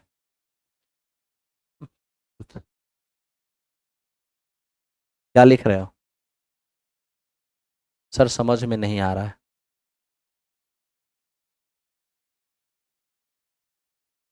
समझ में नहीं आ रहा है, अच्छा ठीक है रुको, अगर समझ में नहीं आ रहा है पहले वो समझ लो जो आपको समझ में आता है। इस क्वेश्चन को अभी कुछ देर के लिए स्किप कर देते हैं, इस क्वेश्चन के बाद देखेंगे, ठीक है। चलो अभी नेक्स्ट क्वेश्चन पर फिलहाल चलते हैं। इसको दूसरे टाइप से समझाना पड़ेगा, हम समझ गए कि फॉर्मूला से आप नहीं समझने वाले हो। हटा दो इसको, कुछ देर के लिए इसको होल्ड पे रखो, इसको होल्ड पे रख दो। मुझे लगा था कि कंसेप्ट से आपको पीजीटी का क्वेश्चन है, मैं इसे एक बार फिर लास्ट में समझाने की कोशिश करूंगा, ठीक है। और मेरे दोस्त कोई कंसेप्ट और कोई फॉर्मूला जो होता है वो कभी कभी दिमाग से स्किप कर जाता है, और जब दिमाग से कोई बात स्किप कर जाए और करने लग जाए तो गलती से अच्छा है कि थोड़ा देर वेट कर ले, थोड़ा देर पेशेंस रख ले, ठीक है। चलिए पहले इसको कर लेते हैं। कुछ देर में उसका एक्यूरेट इंफॉर्मेशन हमारे दिमाग में जब आएगा तो फिर हम आपको कराएंगे, ठीक है। फिलहाल इसको करते हैं। देखिए ये क्या है मेरे दोस्त, समीकरण b माइनस सी इंटू एक्स स्क्वायर सी माइनस ए इंटू एक्स और मेरे दोस्त a माइनस बी बराबर 0। कहता है मूलों में से एक मूल, ठीक है, कौन सा होगा। अब पहली बात तो आप ये बताओ कि ये आपके पास एक द्विघात समीकरण है, ठीक है। हाँ कोई बात नहीं है, आपको देखो अब क्या है ना, पीजीटी का क्वेश्चन है, पीजीटी का क्वेश्चन है तो या तो मैं आपको समझाऊंगा या मेरे दोस्त उतना डिटेल अगर मैं नहीं जाना चाहूंगा तो वैसी स्थिति में मैं कौशलेंद्र सर को, जो कि पीजीटी स्पेशलिस्ट हमारे टीम के अंदर है, तो वो मेरे दोस्त आएंगे और वो आपको पूरी तरह से उस बात को समझा देंगे। लेकिन फिर भी लास्ट में मैं उसको आपको करा दूंगा, आप टेंशन मत लो, ठीक है। चलो पहली बात ये जो कह रहा है कि एक हमारे पास क्या है मेरे दोस्त, क्वाड्रेटिक इक्वेशन है। कह रहा है कि इसके मूलों में से एक मूल कौन सा होगा। तो कोई भी क्वाड्रेटिक इक्वेशन है ना, उसके दो मूल होंगे, ठीक है भाई। एक्स स्क्वायर क्वाड्रेटिक इक्वेशन का जनरली दो मूल होता है। मूल समान होने की स्थिति में आप देखोगे अल्फा बीटा बराबर, तो वहां पर आप ये कहते हो कि मूल एक समान है, ठीक है। लेकिन जनरली क्वाड्रेटिक इक्वेशन है तो दो मूल आपको दिखेंगे। अब ये बताओ यहां पे कि x square plus b x और प्लस सी। मेरा एक सिंपल सा सवाल है, कहोगे क्या। मेरे दोस्त एक बात बताओ, अगर हम ये मान लें कि इस द्विघात का एक मूल 1 है, अगर हम ये मान लेते हैं कुछ देर के लिए मान लेते हैं कि माना इस द्विघात का एक मूल 1 है। एक मूल 1 का मतलब x का एक मान 1, ठीक है। तब x का एक मान 1 जैसे ही हम इसमें पुट करेंगे तो a plus B plus C बराबर क्या हो जाएगा, 0 हो जाएगा। यानी कि x किसी स्टैंडर्ड क्वाड्रेटिक इक्वेशन में अगर एक मूल 1 है तो वैसी स्थिति में a plus B plus C बराबर क्या, 0 होता है। अब हमें चेक करना है कि क्या यही इंफॉर्मेशन इसमें सेटिस्फाई हो रहा है। चेक करते हैं।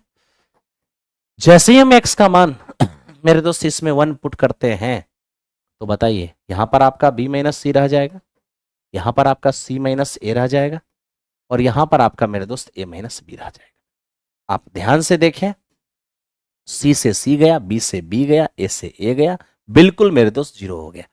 यानी आपने बिल्कुल सही कहा कि अगर यानी बिल्कुल ये सटीक यहां पर बैठा कि जब हम x का मान 1 माने हैं तो a plus B plus C बराबर क्या हो गया, 0 हो गया, ठीक है।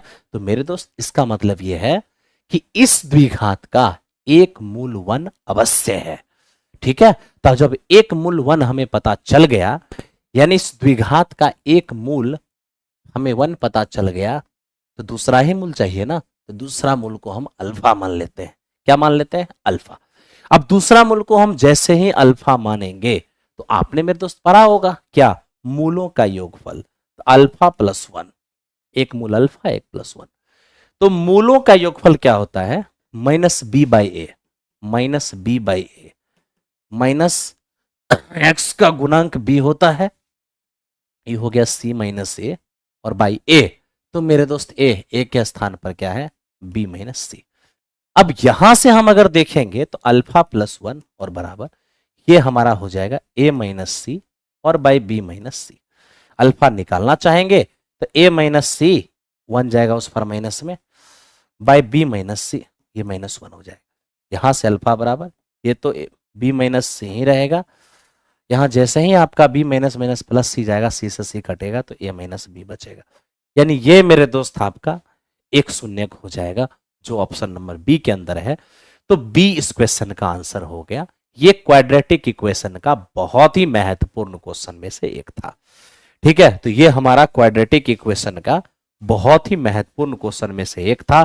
तो मेरे दोस्त आप ऐसे ही काम करते रहें, ऐसे ही आप चलते रहें, और मेरी पूरी कोशिश रहेगी कि आपको मैं पूरा बात समझा सकूं। ठीक है, चलिए मेरे दोस्त आइए, हो गया ये चीज।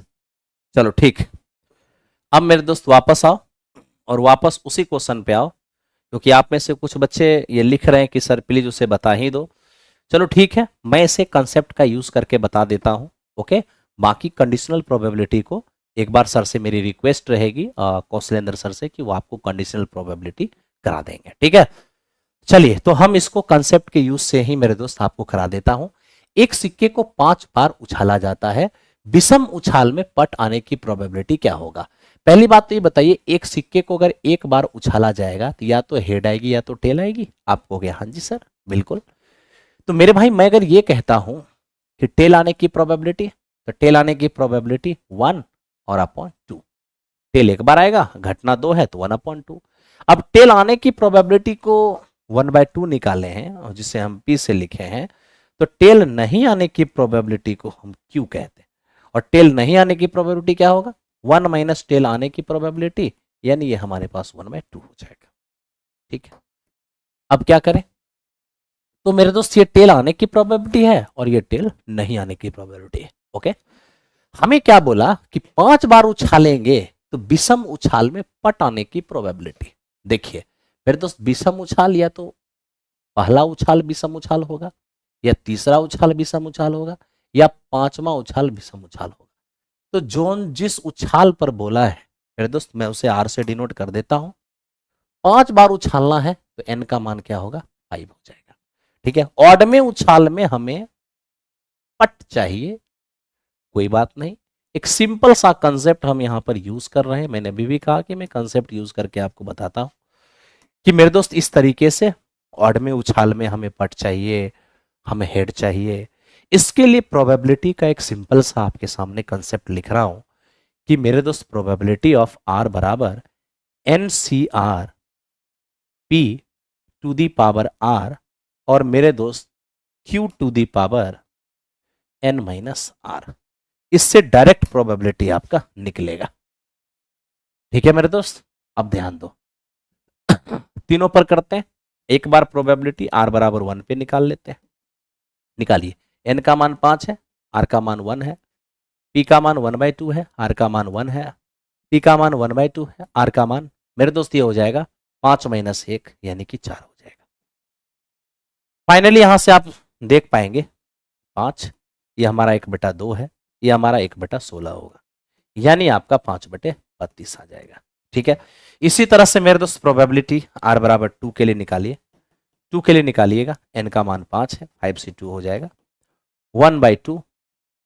r का मान 2 लिए हैं, यहां पर मेरे दोस्त 2 हो जाएगा, इंटू 1/2 टू दी पावर क्या, तो n माइनस r 5 और माइनस मेरे दोस्त 2, कितने हो जाएंगे यहाँ पे? 10। 10 1/4 और मेरे दोस्त 1/8, यानी हमारा हो जाएगा 10/32। उसी तरह से मेरे दोस्त आप r बराबर, ये क्या हो गया? 3 था ना, 3 पे निकालना था, 3 पे निकालना था। ठीक है मेरे भाई, 3 पे, 3 पे। ओके, तो 3 पे निकालेंगे तो ये हमारा हो जाएगा 10, ये 1/8 और ये 1/4, तो 8 चौको 32 और 10 यानी 10/32। ठीक, अब मेरे दोस्त r बराबर 5, 5 में उछाल में प्रोबेबिलिटी पट आने की क्या हो जाएगा? n का मान 5 है, आज r का मान भी 5 है, 1/2 की पावर p की पावर 5 हो जाएगा, q का मान 1/2 है, इसकी पावर 5 माइनस 5 हो जाएगा। 5 से 5 हमारा 1 होता है मेरे दोस्त। ठीक है, और ये हमारे पास क्या हो जाएंगे? 1/32 और यहाँ पर 1, यानी फाइनली आपको यहाँ पर 1/32 नजर आएगा। तो इस तरीके से मेरे दोस्त आपने ये देखा, ऑड में उछाल में हमें क्या आना चाहिए? पट। ऑड में उछाल कब कब? पहला उछाल ऑडमा होगा, तीसरा उछाल ऑडमा होगा, 5वां उछाल ऑडमा होगा। मैं तीनों ही प्रकार के उछाल में क्या प्रोबेबिलिटी होगी पट आने की, मैंने निकाल लिया, एक 5/32, एक 10/32 और एक 1/32। तो मेरे दोस्त पहला उछाल में पट आएगा, या तीसरा उछाल ऑड है उसमें पट आएगा, या मेरे मित्र पांचवा उछाल जो ऑड है उसमें पट आएगा। जैसे ही सभी को एक साथ करेंगे 16/32 यानी मेरे दोस्त 1/2। तो इस क्वेश्चन का आंसर हमारा ऑप्शन नंबर ए हो जाएगा।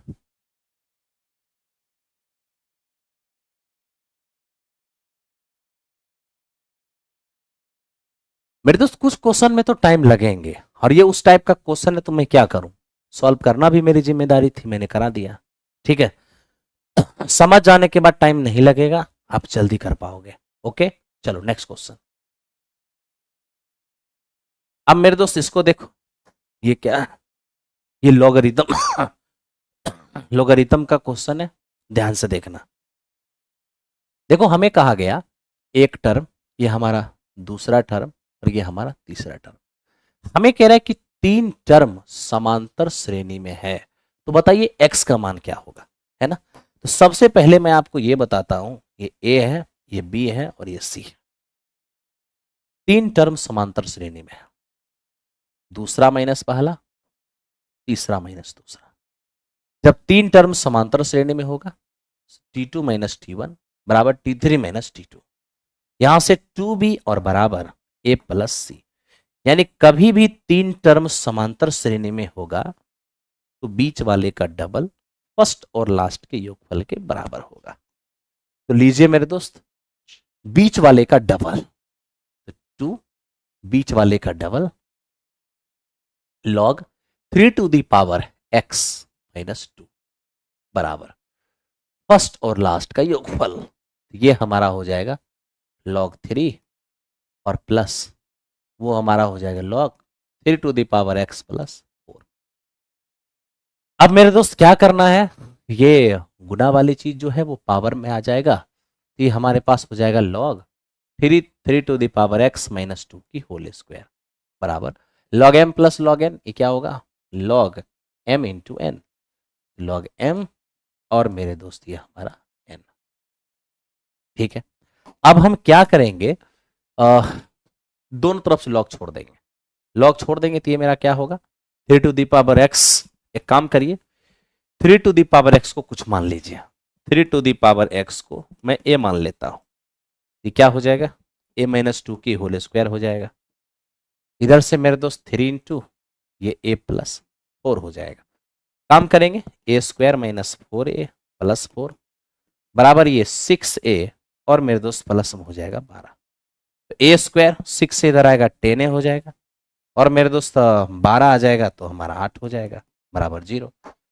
अब हमें क्या करना चाहिए, यहाँ पर क्वाड्रेटिक सॉल्व करना चाहिए। अगर मेरे दोस्त हम यहाँ पर क्वाड्रेटिक सॉल्व करते हैं तो हम यही देख पा रहे हैं कि a स्क्वायर माइनस में 10 है, 6 4 10, ये कहाँ से आएगा, यहाँ पे तो गड़बड़ हो गया, क्या 3a और प्लस मेरे दोस्त 12, ये हमारा a स्क्वायर माइनस में 7a और 12 आ जाएगा तो माइनस का 8 बराबर 0 होगा। अब यहां तोड़ेंगे अगर इसको, -8 प्लस 1 a का मान, ठीक है, साइन चेंज करना होगा 8 और -1।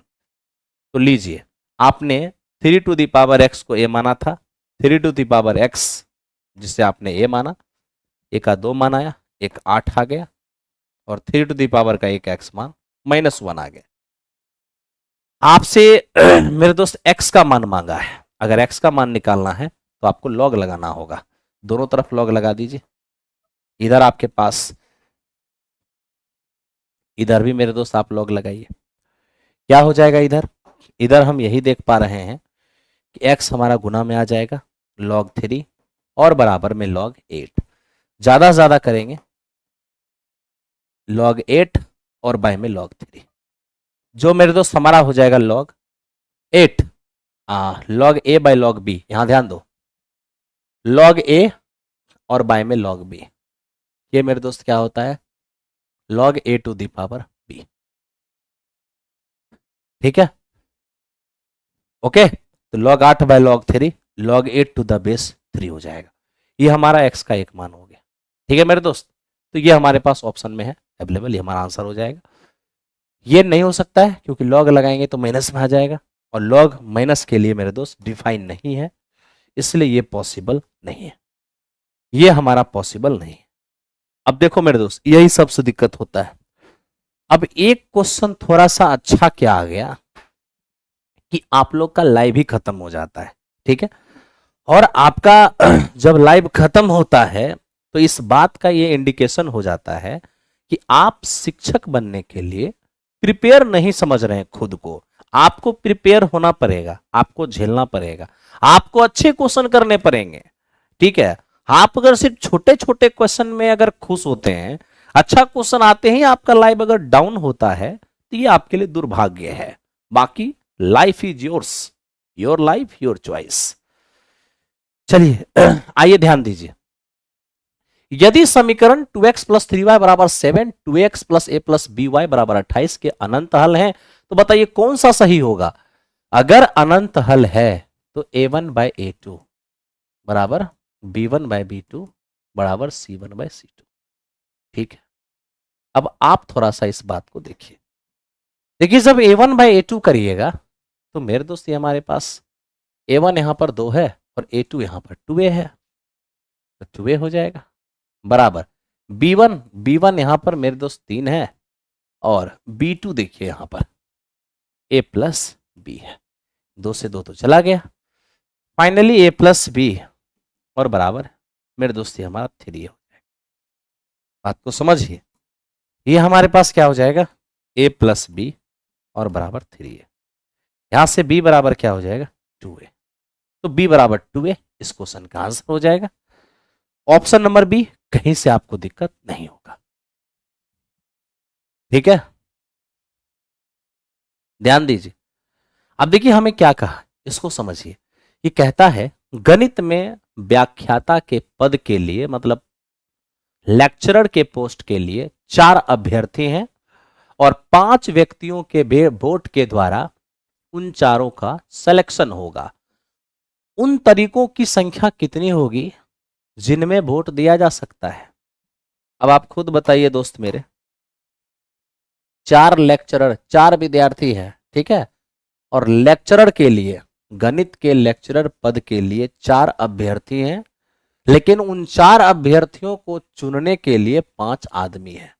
वो पांचों आदमी इस 4 अभ्यर्थी को लेक्चरर के लिए कितने तरीके से चुनेगा या वोट करेगा, इसकी संख्या बताइए। अब ये देखिए, हम मान लेते हैं कि वोट करने वाले ए बी सी डी और ई, ठीक है भाई, ये 5 लोग हैं, इन्हें मेरे दोस्त हमने कहा है वोटर्स। ठीक है, अब ये 5 वोटर्स हैं, इन्हीं 5 लोगों को चुनना है। ठीक है, इन्हीं 5 लोगों को मैथ्स का लेक्चरर चुनना है 4 स्टूडेंट में से। तो क्या होगा मेरे दोस्त, कोई कंडीशन तो दिया हुआ है ही नहीं। ठीक है, तो आप मेरे दोस्त आराम से काम कर सकते हैं।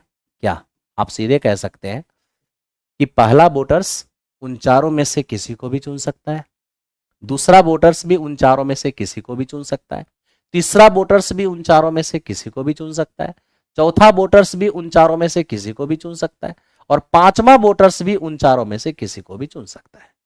यानी चुनने की कुल संख्या जो होगी वो 4 की 5 पावर, यानी मेरे मित्र 1024 हो जाएगी। ये इस क्वेश्चन का आंसर हो गया। ठीक है भाई, आओ चलते हैं क्वेश्चन नंबर नेक्स्ट की ओर।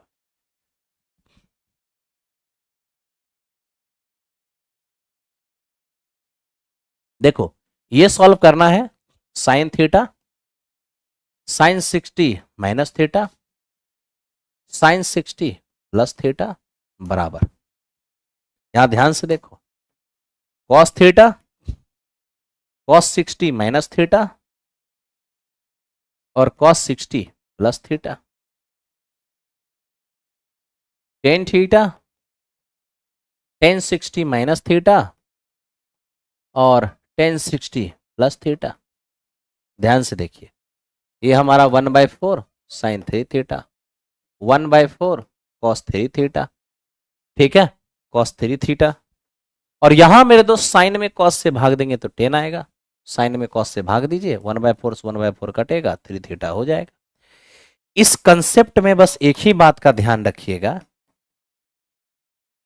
आपको थीटा चाहिए 60 माइनस थीटा चाहिए, 60 प्लस थीटा चाहिए। मेरे दोस्त थीटा को अगर हम 10 कहते हैं, ठीक है, तो एक बार हमें क्या 60 में से 10 घटा के चाहिए, और एक बार हमें 60 में 10 जोड़ के चाहिए, और है भी theta 60 minus theta 60 plus theta. Theta अगर 10 कह रहे हैं तो 60 में 10 घटा के है, 60 में 10 जोड़ के है ना। अब क्या करना होगा, हमें इसकी वैल्यू फाइंड करनी होगी, मतलब कंसेप्ट बैठाना है, sine theta sine 60 minus theta sine 60 plus theta, ये सीधा हो जाएगा 1/4 साइन 3 थीटा, यानी हो जाएंगे 1/4 और साइन 30 हमारा 1/2, जो कि फाइनली 1/8। इस क्वेश्चन का आंसर ऑप्शन नंबर सी हो जाएगा। तो आई होप कि आपको ये बात समझ में आया होगा। चलिए अब चलते हैं क्वेश्चन नंबर नेक्स्ट की ओर। ठीक है, हो गया 26, 27 नंबर पे आते हैं। अब 27 नंबर क्वेश्चन क्या है, थोड़ा इसको देखिए। एक थैले में 5 सफेद 3 काली और 4 लाल गेंद है, इनमें से एक गेंद निकालते हैं, उसके काली होने की प्रोबेबिलिटी क्या होगा। अगर काला होगा तो इन्हीं 3 में से कोई एक होगा, लेकिन निकाले हैं किन में से, 12 में से, यानी इस क्वेश्चन का आंसर हो जाएगा 1/4। आप आराम से इसको बना सकते हैं, कहीं आपको कोई दिक्कत हुआ नहीं होगा। ठीक है, चलिए इसको देखिए। एक किसी बहुभुज में 20 विकर्ण है, भुजाओं की संख्या क्या होगी, n इंटू एन माइनस 3/2। ये है नंबर ऑफ डायगोनल जो 20 है। मेरे मित्र ये n इंटू एन माइनस 3, ये दो हमारे पास 40 हो गया है। अब हम क्या करें मेरे दोस्त, ध्यान दो, एक्चुअल में भुजाओं की संख्या कह रहा है ना, ऑप्शन का यूज कर लो। अगर ऑप्शन का यूज करते हो तो मेरे दोस्त 4 10 का यूज करेंगे, 9 7 का यूज करेंगे, n इंटू एन माइनस 3/2। ठीक है, अब मेरे दोस्त ध्यान से अगर आप इसको देखेंगे, ध्यान से अगर सॉल्व करने की कोशिश करेंगे तो मेरे दोस्त ये आपका, ठीक है, एक भी ऑप्शन के अंदर ऐसा वैल्यू नहीं है, एक भी ऑप्शन के अंदर ऐसा वैल्यू नहीं है जो उसको सेटिस्फाई कर सके।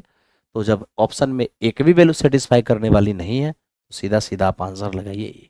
ठीक है, और नहीं तो फिर द्विघात सॉल्व कीजिए, द्विघात आप सॉल्व करेंगे तो भी कोई फर्क नहीं पड़ेगा।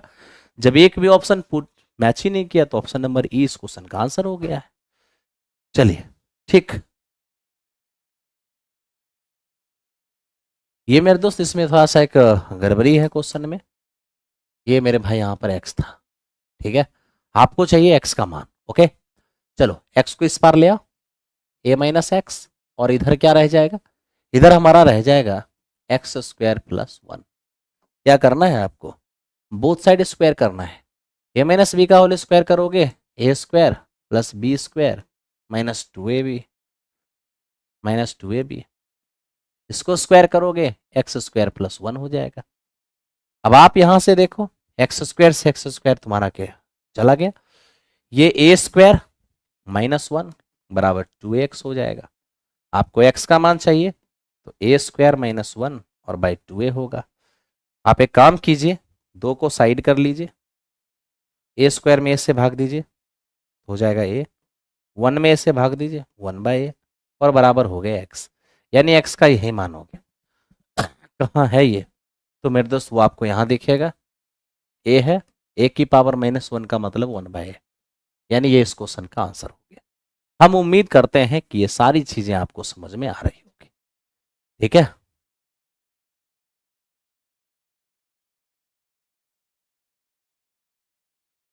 ओके।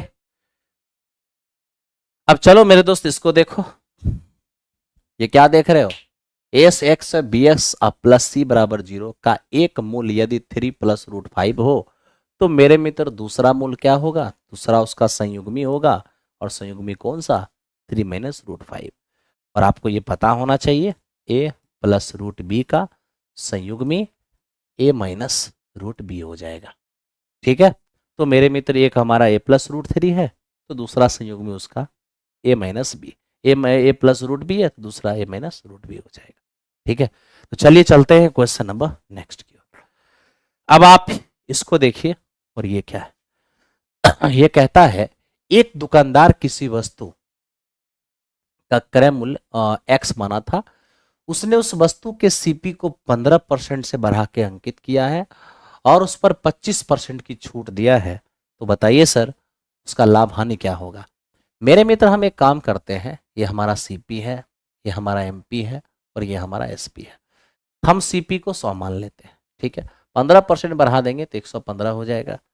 अब इस पर क्या करना है, हमको 25% की छूट देना है। 25% का मतलब 1/4 होता है, और अगर 1/4 करना है तो 1/4 तो 4 से भाग देना पड़ेगा। तो मेरे दोस्त 115 का 1/4 अगर हम करते हैं, 4 दूनी 8, बचेगा 3, 3 पर 8 चौको 32, ठीक है। और 4 सत्ते 28 और 4 पंचे 20। तो मेरे दोस्त ये हमें 28.75 नजर आएगा, ठीक है। तो मेरा कहना है, थोड़ा सा मेरे मित्र ध्यान से देखो, अगर 115 का 1/4 अगर करते हो तो 4 दूनी 8, बचेगा 3, 8 4 8 32, बच जाएगा 3, 0, 4 सत्ते 28, 4 पंचे 20, ठीक। अब मेरे दोस्त इसमें इतने की छूट देंगे तो आप कितने में बेचेंगे। तो पहले आप यहीं देख लीजिए ना, 10 में 5 गया तो मेरे दोस्त हमारा 5 हो जाएगा, ये हमारा 2 हो जाएगा और ये 7, ठीक है मेरे भाई। 7 सॉरी, ये बचेगा 4, 4 में जाएगा ना 14, 14 में 8 गया तो 6 हो जाएगा, ठीक है। और ये 10, 10 में 2 गया तो 8 हो जाएगा। मेरा ये कहना है कि आप फाइनली 100 का चीज बेचेंगे इतने में। 100 सीपी था, 15% बना के एमआरपी बनाए, 15% एमआरपी है, 15% बढ़ा के एमआरपी बनाए, इस पर आपने 25% की छूट दी, इसका 25% आपने निकाला, इतने की छूट। अब बताओ ना, अगर इस पर इतने की छूट देंगे तो इतना हम बेचेंगे। हो गया, हाँ जी सर। अब सीधे देखो, 100 रुपए की चीज को अगर बेचे हो इतने में तो कितना कम में बेचे हो। तो मेरे मित्र 13.75, और जब सीपी 100 हो तो जितना लॉस वैल्यू में होगा उतना ही लॉस प्रतिशत में होगा। ऑप्शन नंबर सी हो जाएगा, ठीक है भाई, ऑप्शन नंबर सी हो जाएगा। आगे बढ़िए, नेक्स्ट क्वेश्चन। ये कहता है कि एक भंडार, शीत भंडार की लंबाई चौड़ाई का 5 गुना और ऊंचाई 8 मीटर है। देखो लंबाई जो है वो चौड़ाई का 5 गुना है, ठीक है, और ऊंचाई कितना दिया है, 8। चारों दीवारों का एरिया दिया है, ठीक है, चारों दीवारों का एरिया, चारों दीवारों का एरिया होता है 2 इंटू लंबाई प्लस चौड़ाई और इंटू ऊंचाई, यही है चारों दीवारों का एरिया, जो दिया है 720। अब यहां से अगर हम देखने चले जाए, 8 9 72, मेरे मित्र ये हमारा हो जाएगा, हाँ, 2 इंटू 6x और बराबर यहाँ पे 90। यहाँ से हम अगर x का मान निकालते भी हैं तो 15 छके 90 हो जाएगा, यानी x का मान जो है वो हमारा 15/2 हो जाएगा। अब x का मान 15 हमारा अगर 2 होता है तो मेरे दोस्त ये हमारे पास 75/2 हो जाएगा, और ये हमारे पास 15/2 ही रहेगा। क्या चाहिए हमें, हमें चाहिए संपूर्ण पृष्ठ एरिया। तो लीजिए 2 into LB plus LH plus BH, निकालिए, ये हो गया 2। LB करिएगा, LB कीजिएगा तो 75/2 और गुने 15/2। LH कीजिएगा 75/2, H का मान 8 है। BH करिएगा तो 25/2 और H का मान 8 है। लीजिए, तो यहां से फाइनली आपका क्या हो जाएगा मेरे दोस्त।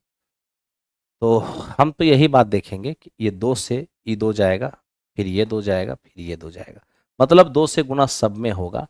तो मेरे भाई 1 1 2 तो नीचे का खत्म ही हो जाएगा, आप कहोगे हाँ।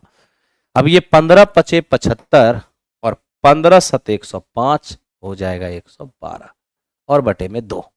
यहां से 75, 8 पंचे 40, 8 सते 56, 4 60 हो जाएगा, और यहां से मेरे दोस्त 25 अट्ठे 200 हो जाएगा। हम ये देख पा रहे हैं कि यहाँ पर ये हमारा कितना हो जाएगा, तो ये 5 दूनी 10, 8 5 13। थोड़ा सा कैलकुलेशन पर मेरे दोस्त ध्यान दो कि कहीं पर कुछ गड़बड़ी तो नहीं हुआ है गुना भाग करने में।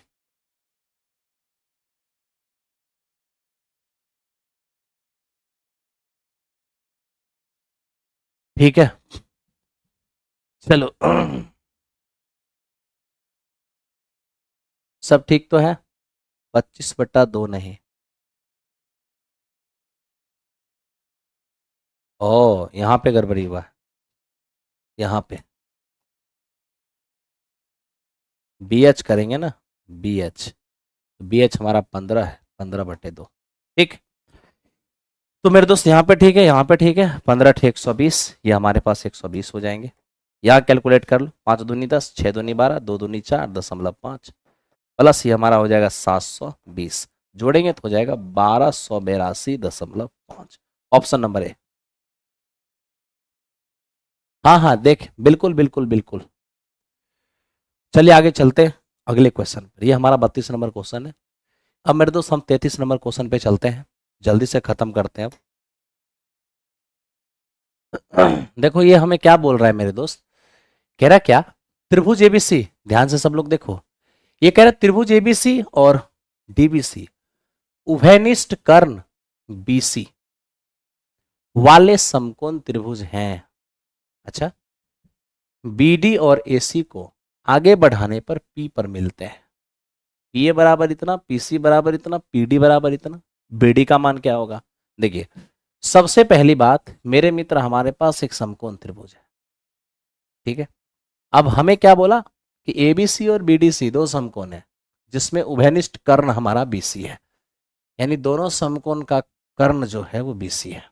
इसका मतलब 90 डिग्री ए होगा। हो गया हाँ सर, दोनों का ही उभयनिष्ठ कर्ण है। तब तो मेरे दोस्त एक समकोण त्रिभुज और होगा कहीं पे, कहीं पर क्या है, उभयनिष्ठ कर्ण, दोनों का कर्ण यही है।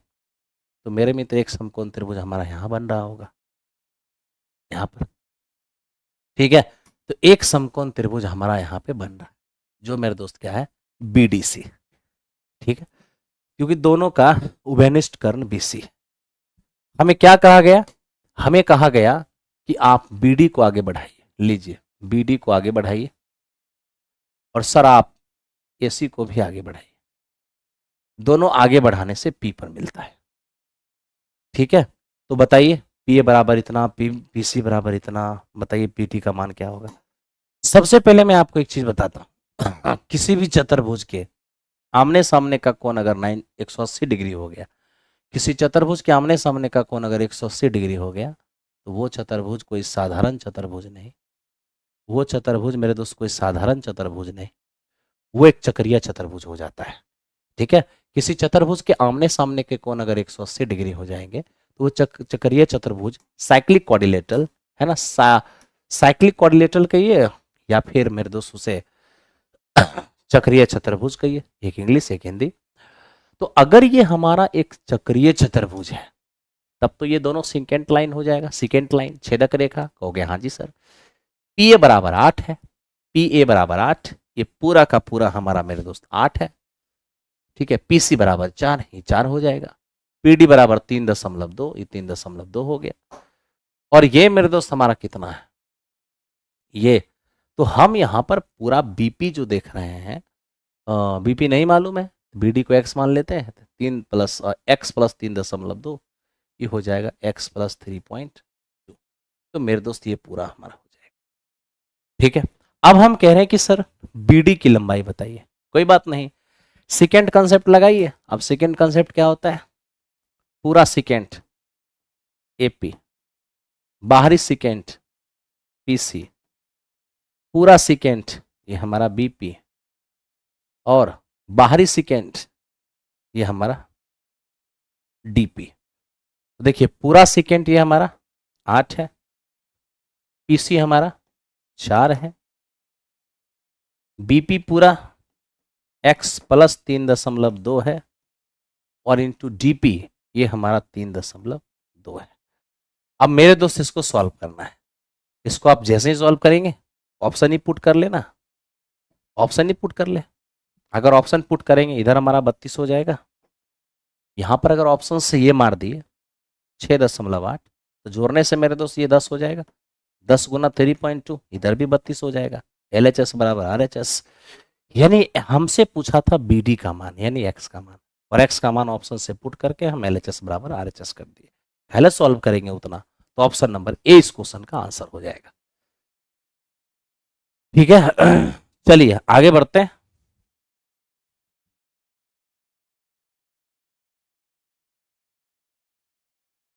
हो गया होगा, चलो नेक्स्ट। अब मेरे दोस्त इसको देखो, ये क्या है, m एक धनात्मक पूर्णांक है, तो धनात्मक विषम पूर्णांक का रूप क्या होगा? आप लोग आंसर दीजिए, धनात्मक विषम पूर्णांक का रूप क्या होगा? धनात्मक विषम पूर्णांक का रूप क्या होगा? सबसे पहले तो मुझे ये बताइए कि 4m क्या होगा? इसमें भी 4m है, इसमें भी 4m है, इसमें भी 4m है। मेरे भाई ये 2 का मल्टीपल है, और 2 का मल्टीपल एक इवन रूप होता है, ठीक है। और जब आप एक इवन रूप में एक ऐड कर दीजिए, अच्छा है आप इनमें से एक घटा दीजिए, ये दोनों ही रूप हमारा ऑड रूप हो जाएगा। अभी दोनों में से कोई भी ऑप्शन के अंदर है लगा दीजिए, कोई भी ऑप्शन के अंदर है लगा दीजिए, कहीं दिक्कत नहीं है, ठीक है। चलिए अब चलते हैं हम नेक्स्ट क्वेश्चन पे। ये तो आप सब लोग जानते हैं क्या सर, पहली संख्या गुना दूसरी संख्या बराबर एलसीएम इंटू एचसीएफ। दूसरी संख्या हमारा 94 हो जाएगा, इस तरीके से हमारा 94। आगे बढ़िए।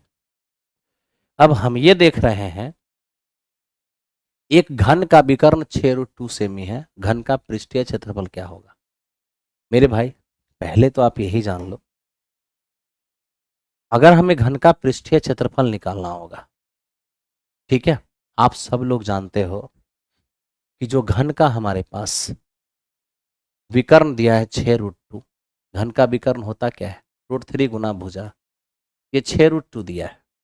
अगर हम यहाँ से काटना भी चाहें तो √3 से 6 कटेगा 2√3 बार में, तो हो जाएगा ये हमारा 2 और रूट के अंदर 6, ठीक है।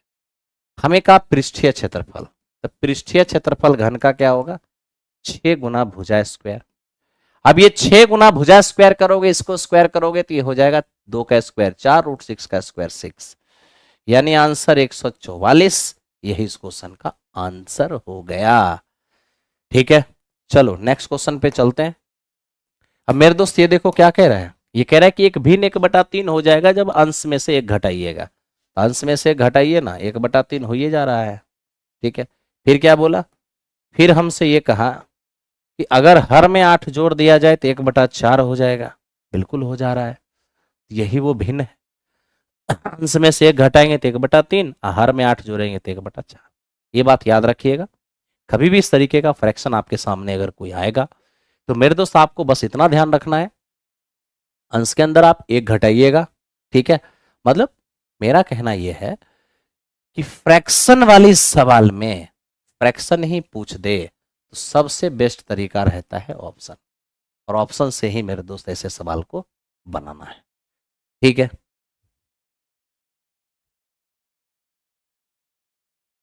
अब आप इसको देखिए, ये यहां पर क्या है, यहां से मेरे दोस्त आपको थीटा निकाल के यहां पे बैठा देना है।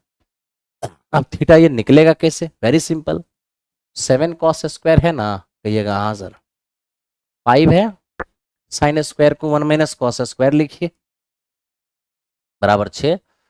ये देखिए 7 sine square theta plus 5 - 5 cos square theta बराबर 6। 7 में 5 गया तो 2, अरे ये क्या हो गया, ये 7 cos स्क्वायर है, 7 में 5 गया तो 2 cos स्क्वायर हो जाएगा, 6 में 5 गया तो 1 हो जाएगा। यहां से cos स्क्वायर थीटा बराबर 1/2, जो cos थीटा बराबर क्या हो जाएगा 1/√2, जो cos में कितने डिग्री का मान 45, तो मेरे मित्र ये हमारा 45, ठीक है। आप हीट एंड ट्रायल से भी कर लेते, 45 डिग्री डाल के पहले बराबर कर लेते, तब जाके निकालते। अब थीटा का मान 45 आ चुका है तो बैठा दीजिए, cosec 45√2 tan 45 1, sec 45√2 cot 45 1, rationalisation करिएगा, √2 + 1 यही बाहर आएगा। ऑप्शन नंबर 20 क्वेश्चन का आंसर हो जाएगा, ठीक है मेरे भाई। चलो अब हम चलते हैं इस पर, ध्यान रखो 17/24 का दशमलव प्रसार कैसा होगा। ये 17, 24 का मतलब है 8 या 24। सबसे पहली बात, 3 से ऊपर वाला कट नहीं रहा है और नीचे में केवल 2, केवल 5 या 2 और 5 दोनों रहे तो शांत, लेकिन 2 5 के अलावा कोई और आ जाएगा तो मेरे मित्र हो जाएगा अशांत। लेकिन ये सिर्फ अशांत ही नहीं, अशांत आवर्ती ही है ना, यानी कि non terminating, non terminating repeating, non terminating repeating. ठीक है, फिलहाल ऑप्शन में अशांत है, अशांत इसका आंसर हो जाएगा। ठीक है, चलिए बढ़ते हैं आगे। लास्ट क्वेश्चन मेरे दोस्त ये है, इसको समझिए क्या है। अब सबसे पहले तो हम ये देख रहे हैं, एक वर्ग अंतराल दिया हुआ है, 4 6 मेरे दोस्त 20 16 y 5 और 60 दिया हुआ है। ये 60 जानते हैं कुल है, कुल फ्रीक्वेंसी को जोड़ के 60 दिया हुआ है। तो अगर ध्यान से हम देखें तो 4 और 20, 16 20 20 40 40 5 45, एक्स प्लस वाई प्लस 45 और बराबर 60। तब तो मेरे दोस्त एक्स प्लस वाई बराबर क्या होगा 15। आप इसको एज इट इज रहने दीजिए। ठीक है, दूसरी बात, अगर इसे आपको माध्यिका निकालना है तो सबसे पहला काम क्या करना होगा मेरे दोस्त, आपको संचयी बारंबारता निकालना होगा। कैसे निकालोगे, पहला क्लास की फ्रीक्वेंसी को ऐसे लिख दो, अब कोना कोनी जोड़ो, 4 प्लस एक्स, इसमें 20 जोड़ोगे 24 प्लस एक्स, इसमें 16 जोड़ोगे 40 प्लस एक्स, इसमें y जोड़ोगे तो 40 प्लस एक्स प्लस वाई, इसमें 5 जोड़ोगे 45 प्लस एक्स प्लस वाई। ठीक है, अब आप देखो माध्यिका है 28.5, आप जानते हो ना 28.5 कहाँ रहेगा, 28.5 30 और 40 के बीच में।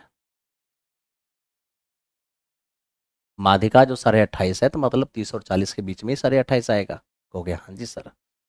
लो, माध्यिका एक्चुअल में होता है L plus n/2 minus c by f और इंटू एच।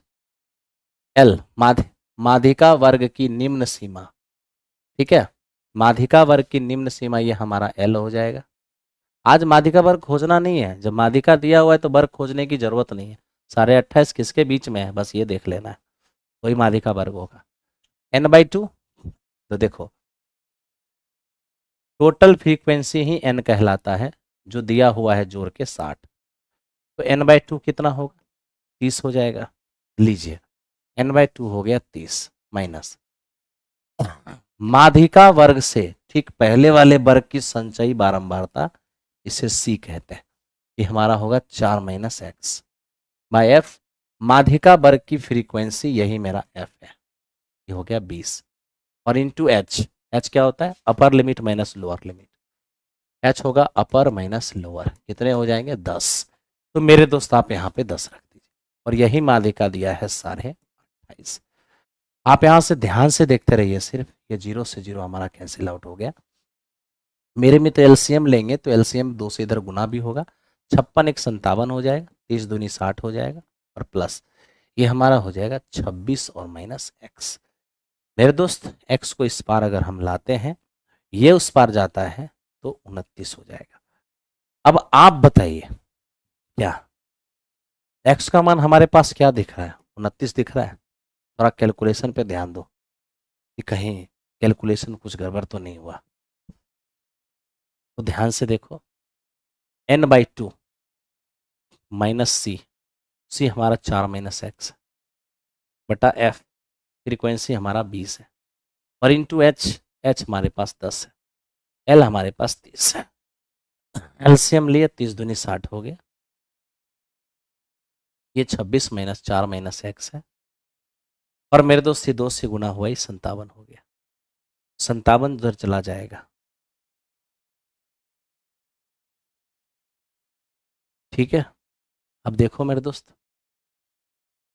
थोड़ा सा आपको ध्यान देना है, n-2 प्लस सी,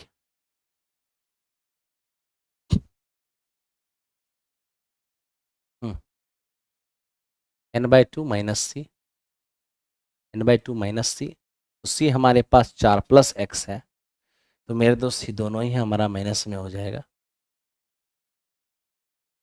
हम्म,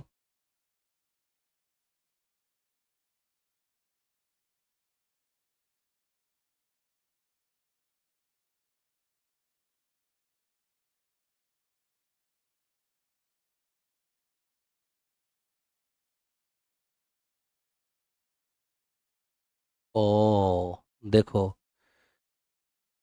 इसलिए कहते हैं कि कभी कभी छोटे छोटे क्वेश्चन भी मेरे दोस्त ज्यादा दिमाग लगा देने के बाद भारी भरकम हो जाता है। आप ही बताइए, ये मेरा सार है 28 है, आसार है 28 कब से 30 और 40 के बीच में होने लगा है? 20 और 30 के बीच में ना होगा। आइए ध्यान दीजिए, ध्यान दो मेरे दोस्त, थोड़ा सा मेरे दोस्त आपको ध्यान देना होगा, है ना? चलिए, आइए ध्यान दीजिए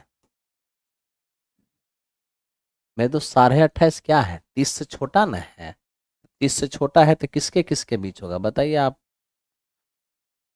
ये देखिए, 20 से 30 के बीच में 28.5 है ना, 30 से 40 के बीच में थोड़ी ना 28.5 होगा। ठीक है, चलिए अब मेरे दोस्त ध्यान दीजिए, हो गया सब कुछ। ये हमारे पास एल है, एच क्या होगा? Upper limit minus lower limit, ये हमारे पास 10 हो जाएगा। ठीक है, माध्यिका वर्ग के ठीक पहले वाले क्लास की संचयी बारंबारता ये मेरा सी होगा, माध्यिका वर्ग की फ्रीक्वेंसी हमारा एफ हो जाएगा। ठीक है, बैठाइए, एल हमारे पास 20 है, प्लस n/2 तो हमारे पास 30 ही रहेगा, माइनस सी, सी के रूप में हमारे पास 4 है, एफ एफ के जगह पर x होगा, इंटू एच हमारा 10 ही रहेगा। कहीं से भी निकाल लो एच, एच कहीं से भी निकालेंगे तो 10 ही रहेगा, और यही हमारा 28.5 है। मेरे दोस्त मैं यहाँ ये देखना चाहता हूँ, ठीक है, 20 आके घटेगा 8.5 बराबर, यहाँ पर क्या हो जाएंगे? तो यहाँ पे हम देख रहे हैं इसमें से ये घटेगा। ठीक है भाई, तो ये 10 है, 20 आके घटेगा, तो ये हमारे पास हो गया है टोटल 26, 26 दहें, ये 26 हो जाएगा, 26 दहें का 240 हो जाएगा, और ये मेरे भाई हमारे पास x हो जाएगा। ठीक है, अब यहाँ से हम x निकालना भी चाहेंगे तो ये हमारे पास 240 और बटे में 8.5 आएगा, और इसको मेरे दोस्त हमें भाग देना होगा, डेसिमल हटाएंगे 0 हो जाएगा, और ये हमारे पास हो जाएंगे, 4 से काटेंगे 17 पचे 85, और ये मेरे दोस्त 4 पंचे 20 हो जाएगा, 8 पंचे 40 हो जाएगा। ठीक है, अब आप इसको कीजिए, काम कीजिए। ठीक है, बहुत बहुत बढ़िया, बहुत बढ़िया मेरे दोस्त, ये 26 है, ये 26 है तो 260 हो जाएगा, 26 गुने 10 260, बहुत बढ़िया। तो मेरे दोस्त ये हमारे पास क्या आ जाएगा फाइनली? ये हो जाएगा हमारा 5 पचे 25 और 2 पंचे 10। ठीक है, और नीचे कितने हो जाएंगे? 17 पचे 85, यानी फाइनली ये हमारे पास हो जाएगा 17 या 51, और मेरे दोस्त एक 10 नहीं लगेगा तो 0, बच जाएंगे कितने? 100, तो 17 पचे 85 हो जाएगा, बच जाएगा 15, है ना, 17 अठे 136, यानी अप्रोक्स मेरे दोस्त ये इस क्वेश्चन का आंसर हो जाएगा। माफ करना मेरे दोस्त, बहुत ही आसान, बहुत ही आसान क्वेश्चन था। ठीक है, हो जाता है कभी कभी लास्ट में। चलो ठीक, ये क्वेश्चन लास्ट क्वेश्चन था, बहुत ही सिंपल क्वेश्चन था, झूठ मूठ का टेंशन लिया हुआ है बताइए तो, झूठ मूठ का टेंशन लिया हुआ है? हाँ मेरे दोस्त, बॉडी तो थक गया ही है, सुबह 8 बजे से लगातार क्लास चल रही है, बॉडी तो थोड़ा थक ही जाता है, फिर भी थोड़ा बहुत असुविधा हुआ होगा तो माफ करना। ठीक है, कोई बात नहीं छोटू, कभी कभी समस्याएं हो जाती है, ठीक है, कोई बात नहीं, try again and again. Okay, सुबह से शाम तक क्लास रहती है ना, क्वेश्चन को चेक करने का कभी कभी अवसर नहीं मिल पाता है। ठीक है, तो उसके लेकर हेडेक हेडेक नहीं लेना है, इंसान है, इंसान से मिस्टेक होती है, मिस्टेक होना इंसानों की प्रवृत्ति है, लेकिन मिस्टेक रह जाना, मिस्टेक छोड़ देना, ये गलत बात है। अगर मिस्टेक हुई हो तो उसको सुधारा जाए और सुधारना चाहिए, ठीक है। और दूसरी बात क्या, आप लोग भी इस बात को थोड़ा ध्यान दीजिए, जीवन में कभी भी 100 अगर वर्क हो रहे हैं ना, अगर वर्क उसमें अगर एक वर्क थोड़ा सा गड़बड़ हो गया तो आप 99% वर्क को नहीं देखते हैं, आप इसको नहीं देखते हैं, आप बस यहाँ आपका नज़र रहता है। और यही दुर्भाग्य है, आपकी असफलता का सबसे बड़ा कारण यही है, ठीक है। तो किसी के 99% काम को देखिए, अगर 1% मामला गड़बड़ भी होता है तो मेरे दोस्त वैसे इग्नोर किया जाता है, ठीक है। चलिए, थैंक यू।